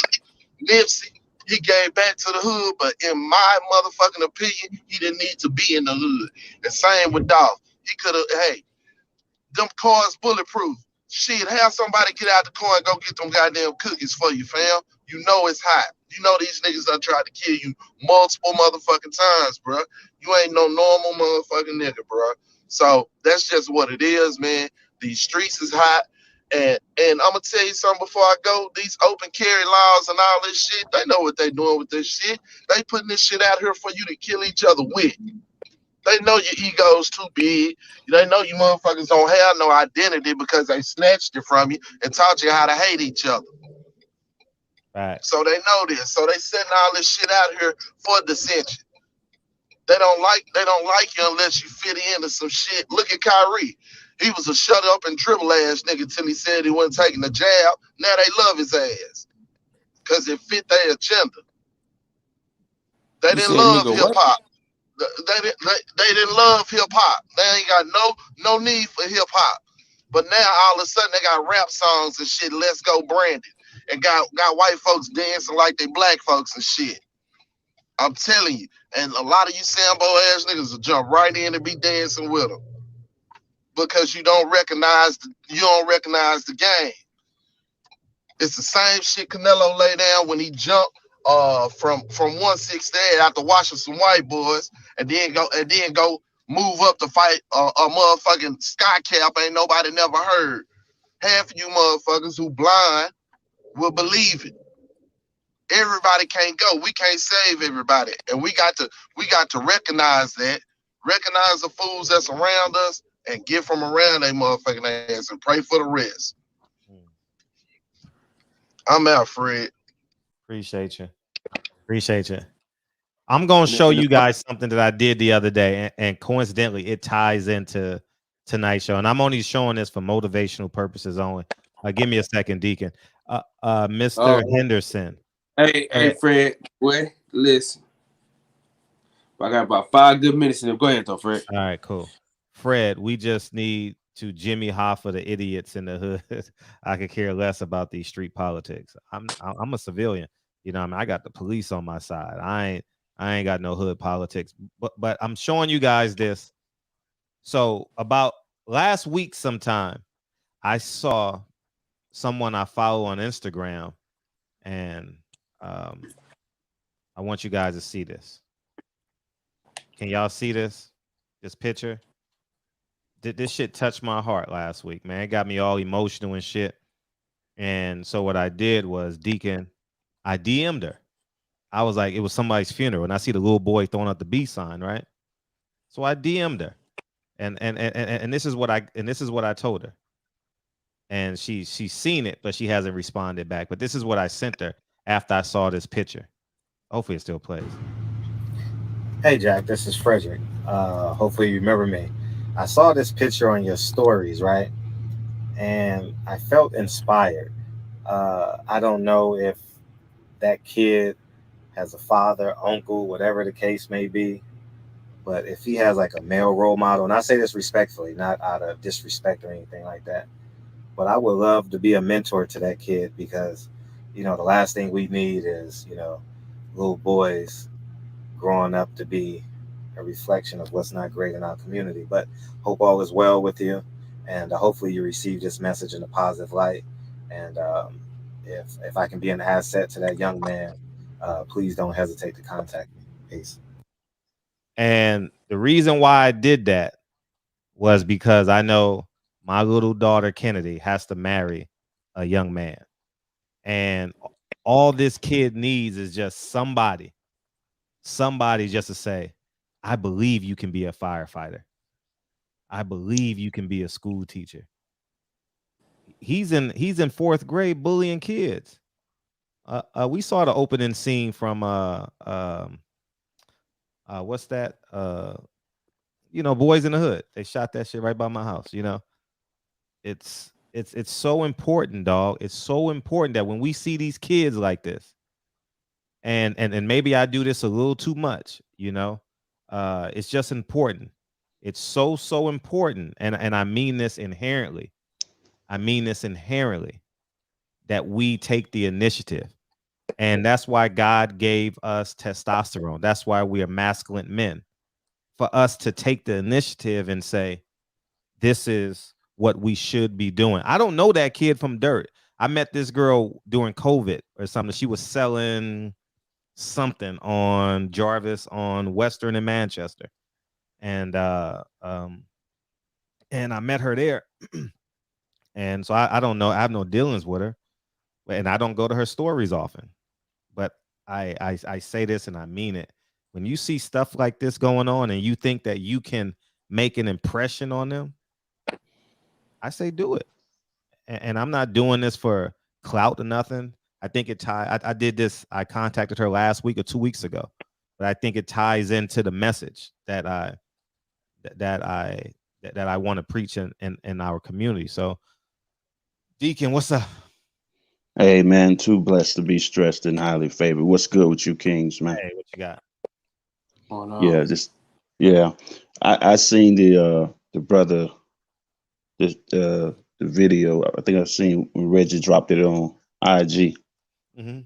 I don't know the young brother, but I was having a similar conversation with my wife about a week ago, before this happened, and I had seen some stuff with these young boys standing in front of some type of store, and they was being videoed. They was being asked about their neighborhood and all this and all that. You know, they said that they was proud of Shakur Stevenson, and they're rambling off a few other names that they wasn't proud of because they felt like those guys was not coming back to the hood and you know, doing stuff for people, and you know, and they don't respect that. And I'm looking at these people like, you know, I was saddened by that because I know what's causing the conditions, and but they don't understand what's causing it, and they just not just accepting it, but they reacting to it in the wrong way. Mm-hmm. We're being squeezed out by a system that's designed and set up to do so to a particular people, and we are that people. And we are put in a situation, I keep saying this all the time on the show, a starving people is a desperate people, and a desperate people are a dangerous people. And who are they around? Themselves. They become dangerous to themselves. They begin to hurt and murder and kill themselves because this is where we are, right? That's why I say if God bless you to get out of the hood, do it. And once you get to a certain level, you got to move different. You can't keep moving the same way you used to before you see. It's okay. Listen, if you don't have nothing, that's fine. You got to deal with that situation till you can get yourself in a better situation to work your way up out of there. You know, you got to deal with it while you're there. But once God bless you to get out of it, man, listen, stay out of it. Like the brother said earlier, I would listen to, nobody wants to be there because the system is designed and set up to squeeze us out, to keep us impoverished. That's why when I see my brothers and sisters doing good, I'm proud of that. I don't envy that and be jealous and hateful of that. No, that's another one of us made it out. That gives hope to all the rest of us that we can do the same. So it's all about how we respond to the system that's destroying us and erasing us. And we have our hand on one of the triggers or one of the tools that they're using to do it. As a grown man, how can you stand on a corner at a store and talk about what another grown man won't do for you? Come on, man. You got to have more pride in yourself, more faith in yourself. Don't give a damn about what nobody else doing for you. So what if you get babies and you got that mentality? Guess what's going to happen? They're going to grow up with the same mentality that somebody has to do something for them. You're not teaching them what they should do as a man, as a young man, as they grow. Listen, I taught my kids, and also I speak this to all the young ones in the hood. Your young person, your young body is going to determine how your older body is living physically, mentally, financially. So the things that you do as a young man sets up what you're going to be as an elder man. So if you want to be in a great place when you get old, if God bless you to get there, make the best decision that you can make while you're young. Don't get to a point and say, you know what, man, I wish I shoulda, coulda, woulda. It's too many kids out here right now, man. And see, this is what a lot of people don't understand. I pray for our people and I understand what's going on, but understand this. You got kids on the streets, man. When they get home, they ain't think about no girlfriend or nothing, none of stuff like that right now. Yes, they do, but the most thing that impact them is when they go home and see their mother there by herself. Yeah, she might have a job, but she can't hardly pay the lights. She can't hardly pay the rent. She can't put no money in his pocket. They ain't hardly got no food. He going out on the street corner, want nobody getting no drugs to sell. He ain't got nothing. He ain't got no job, no nothing, no skill set, no nothing. So he just out there. Huh? I said he ain't got nothing to do. Right. So he's just out there, right? So now he's starving, he's desperate. Now he see you. You just pulled up to the store. Now he walking in the store. You didn't see him walk in behind you. You go in your pocket, you paying for your food or whatever you're doing. He's observing you. So you step outside, bam, he hit you. To him, that's a come up. It's sad, but it's a reality in the hood. They desperate. They desperate not to be hungry. They desperate to once they can put a little food on their stomach, go get them some weed or whatever. That helps them deal with the pain in the moment. But after that wears off, they right back to the ground zero. They lurking again. So I say all this to say this. We have a lot of people. I say this, man. We have a lot of black folks have made it, right? You don't have to live in the hood, but if you can get with the structure of the political system in your city or whatever, come up with resolutions to help put back programs. Like back when I was coming up as a teenager, they had summer jobs for kids. You could go get a summer job you know what I'm saying? That was to help you and your parents. That helped out single parents. Those summer jobs. That helped. I was so glad to hand my mother a check. I felt good about that, man. I wasn't worried about going out in the streets doing nothing wrong. I was glad I had a job. And whatever it takes, man, to help the starvation of our people, man. Because that's what the problem is. We're starving, we're desperate, we're hungry. Now we're killing each other to eat. All means necessary. And if this don't get fixed, we're gonna keep dying at an alarming rate, man.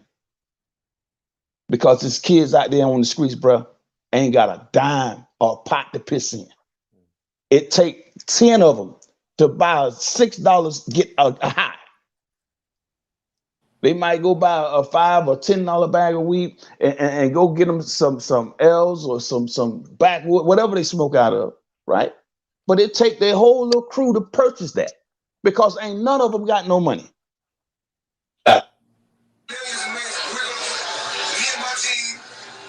Okay, I'm out of here. Hey, love and respect. You know, it is what it is, bro. Joking, Deacon. Oh, don't get heartbroken. Don't go sensitive on us, man. Cut it out. No, I'm not because right. I'm just listen, when I'm serious about my people, man. I love my people. And let me tell you something, man. I sometimes I weep, and you call me a punk card. I weep when I sit down and think about the condition we're in. When we're not even safe in our own damn neighborhood. A white man can walk in our neighborhood and be more safe than we are. Yeah. We vote Democrat. Yeah. But when we know better, we got to do better. We accept their jobs. But again, we call them boss for 40 years. we can start raising our own political warriors. You know what I'm saying? People who we know, you know what I'm saying, that we believe in. You know what I'm saying? We trust nobody, but we can believe in you. I don't trust nobody but God, but I can believe in you. If I got enough belief in you, I can roll with you. You know what I'm saying? And I just think that we just need to do better, man. For as a people, when it comes to us, we should not have to fear us. We shouldn't have to fear our own selves, man. That's like looking at your shadow and being scared of your own damn shadow. Why we got to be fearful of each other?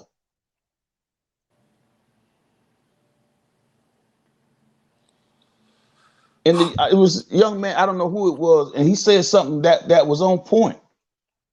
Like he said, his brother, his cousin, or something, whatever. They was walking, and the white dude looked at him from head to toe, and his family member gave no response to it. But a brother came by and looked, what that nigga looking at me for? Ready to go off. Come on, man. We got to do better than that. And like Kyle said, we got to, but you start with love yourself. See, if you can respect and love yourself, then you know how to extend that to somebody else, because you know how that feels to have self-respect and love for yourself. You would want others to feel that way, because you don't want to be around somebody that's full of jealousy and envy and hatred. You don't want that negative vibe around you. You want somebody to feel just as good as you around you in your presence. Because that hate stuff can rub off whether you believe it or not. So it's contagious. You got to get out from around it. I done been around people who just sit around talking all this negative stuff and expecting me to go along with the nonsense just because they saying it and just because I happen to be in the group. I said, you know what? I don't move like that. I always spoke my mind and let them, man, why not? No, I don't move like that. That's why I'm always solo. Always, I'm solo. Like Tupac said, boy, just picture me rolling. Look at the back end of that tag. I throw it up and keep it moving. Yeah. Hey, man. Love y'all, man. I just hope we can get better, man, as a people, because we're the only ones out here doing this to us at this rate. No other group is doing this. And like you said, Fred, we think this is cool and we're glorifying it. We're glorifying the nonsense, bro. And the more it's being glorified, and the more that these guys, these big wigs at the top are selling this nonsense, it's going to keep happening. Right. Kanye, he just said, I'm telling y'all, got to check this dude out, man. Yeah, it was a great interview. Oh my God. You know what I'm saying?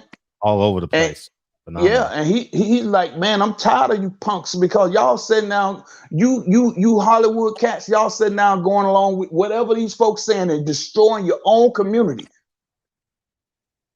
You know what I'm saying? And just when I listen at him, and then when I look at his shoes look how you be, what you be saying about that cornball stuff. His shoes look just like that. It ain't nothing special. You feel me? But when you listen to him, this cornball is a billionaire. You know what I'm saying? And it's not just about the money, it's the mindset. It's the mindset. If we want to stay in an impoverished mindset and a kill 'em, shoot 'em up mindset, that's what we're going to be at. We're going to stay right here killing each other. We ain't trying to grow up out the situation. We're not trying to figure it out. We rather go kill and rob Fred for everything he got rather than trying to figure this shit out. This stuff out. Right. My bad, Kyle. You're right. No, man. I get. You sleep. It's late. You sleepy like I am. Right. Hey, man. I'm gonna let y'all go. Fred, play the song, Fred. Yes, sir. Hey, man. Love y'all, man. Peace, man. Yes, sir. All right. Yes, sir. Peace. Oh, we made it through the show, man. We made it through the show. Thank you, Deacon. Appreciate the eulogy. I mean, not the eulogy, the benediction. He cost me an hour of sleep. Yeah, you get up at what, 4? 3. Oh, 3. Yeah, man, we're gonna get out of here. Thank y'all. Excuse me for coming in here, man. If you could be an asset. He had to work tomorrow. Thursday. That's tomorrow. Damn, I don't know why I thought that was today. Yeah, if you guys can be an asset, man. Be an asset, man. Be an asset to your community, man. Picking up trash, not throwing your leftovers away. You know, if you can be an asset, be an asset. Conversation at the liquor store. You know, think about the stuff that don't cost you money. You know, most definitely. You know, it's important. It's very important that these little kids see men. You know, I mean, these little 19-year-olds, because these little 19-year-olds gonna rob your daughter. I'm telling you, they gonna rob your daughter. they gonna rob your daughter. Trust me, they gonna rob your daughter. So, what's up, Kyle? Kyle, we gonna play the what? Play the song, Fred. Oak Park, JADBS.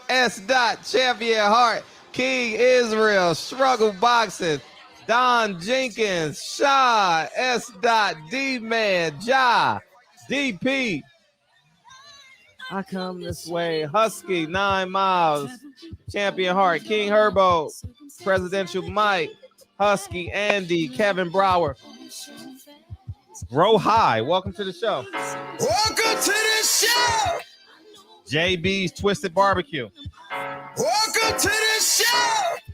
Respect My Tech, King Israel, Beatbox. Is Peoples Hernandez? He went on vacation this week, you think? What's up, 9 Miles? Richie Rich, what you think? Steven, man, appreciate you, man. Mr. Houston, Mr. Houston. That's what they say in New York, Houston. You think he went to sleep like you? What do you think? He probably went to sleep like me, friend. I ain't gonna lie. Boxing, appreciate you, man. Yeah, stay strong, man. Bro, I've been hella tired this week, blood. Like you had a rough week this week. Fucked up.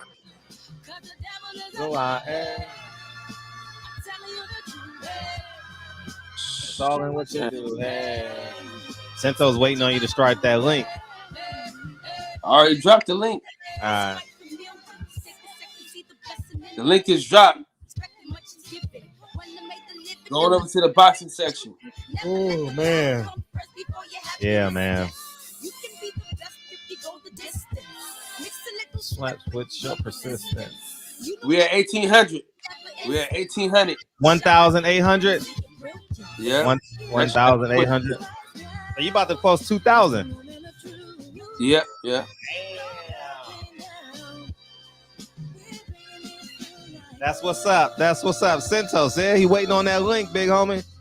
I'm about to. He ain't waiting on that link. The link is already in the chat. I'm about to throttle down and listen to y'all. And these pistachios, I'm about to kill these some bitches. Turn to be the greatest, yeah. Bobbing and weaving and changing up like the season, indigenous to the grind. So I do it for all my people. Tapping against. Where's the link? Oh, go to Kyle. Kyle, put the link in the chat. All right, hold on.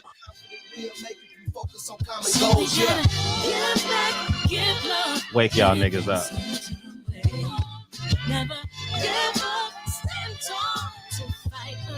Oh, man. Man, they took that man's life, man. Took that man's life. Last time, y'all. Likes to play with no rehearsal. Make it personal. Cause the devil is a lie. Hey. I'm telling you the truth. Hey. It's all in what you do. Hey. Things you gotta do. Hey, love y'all, man. Kyle, I see you over at the boxing section. Hey, oh shit, tomorrow. Make sure y'all we are Sean Porter shit tomorrow, man. Oh, but you gonna be on the plane though. We can't stop this, man. We can't stop this greatness. We gotta do it in the man. Nah, I need you in your shit, man. So hey, Sunday.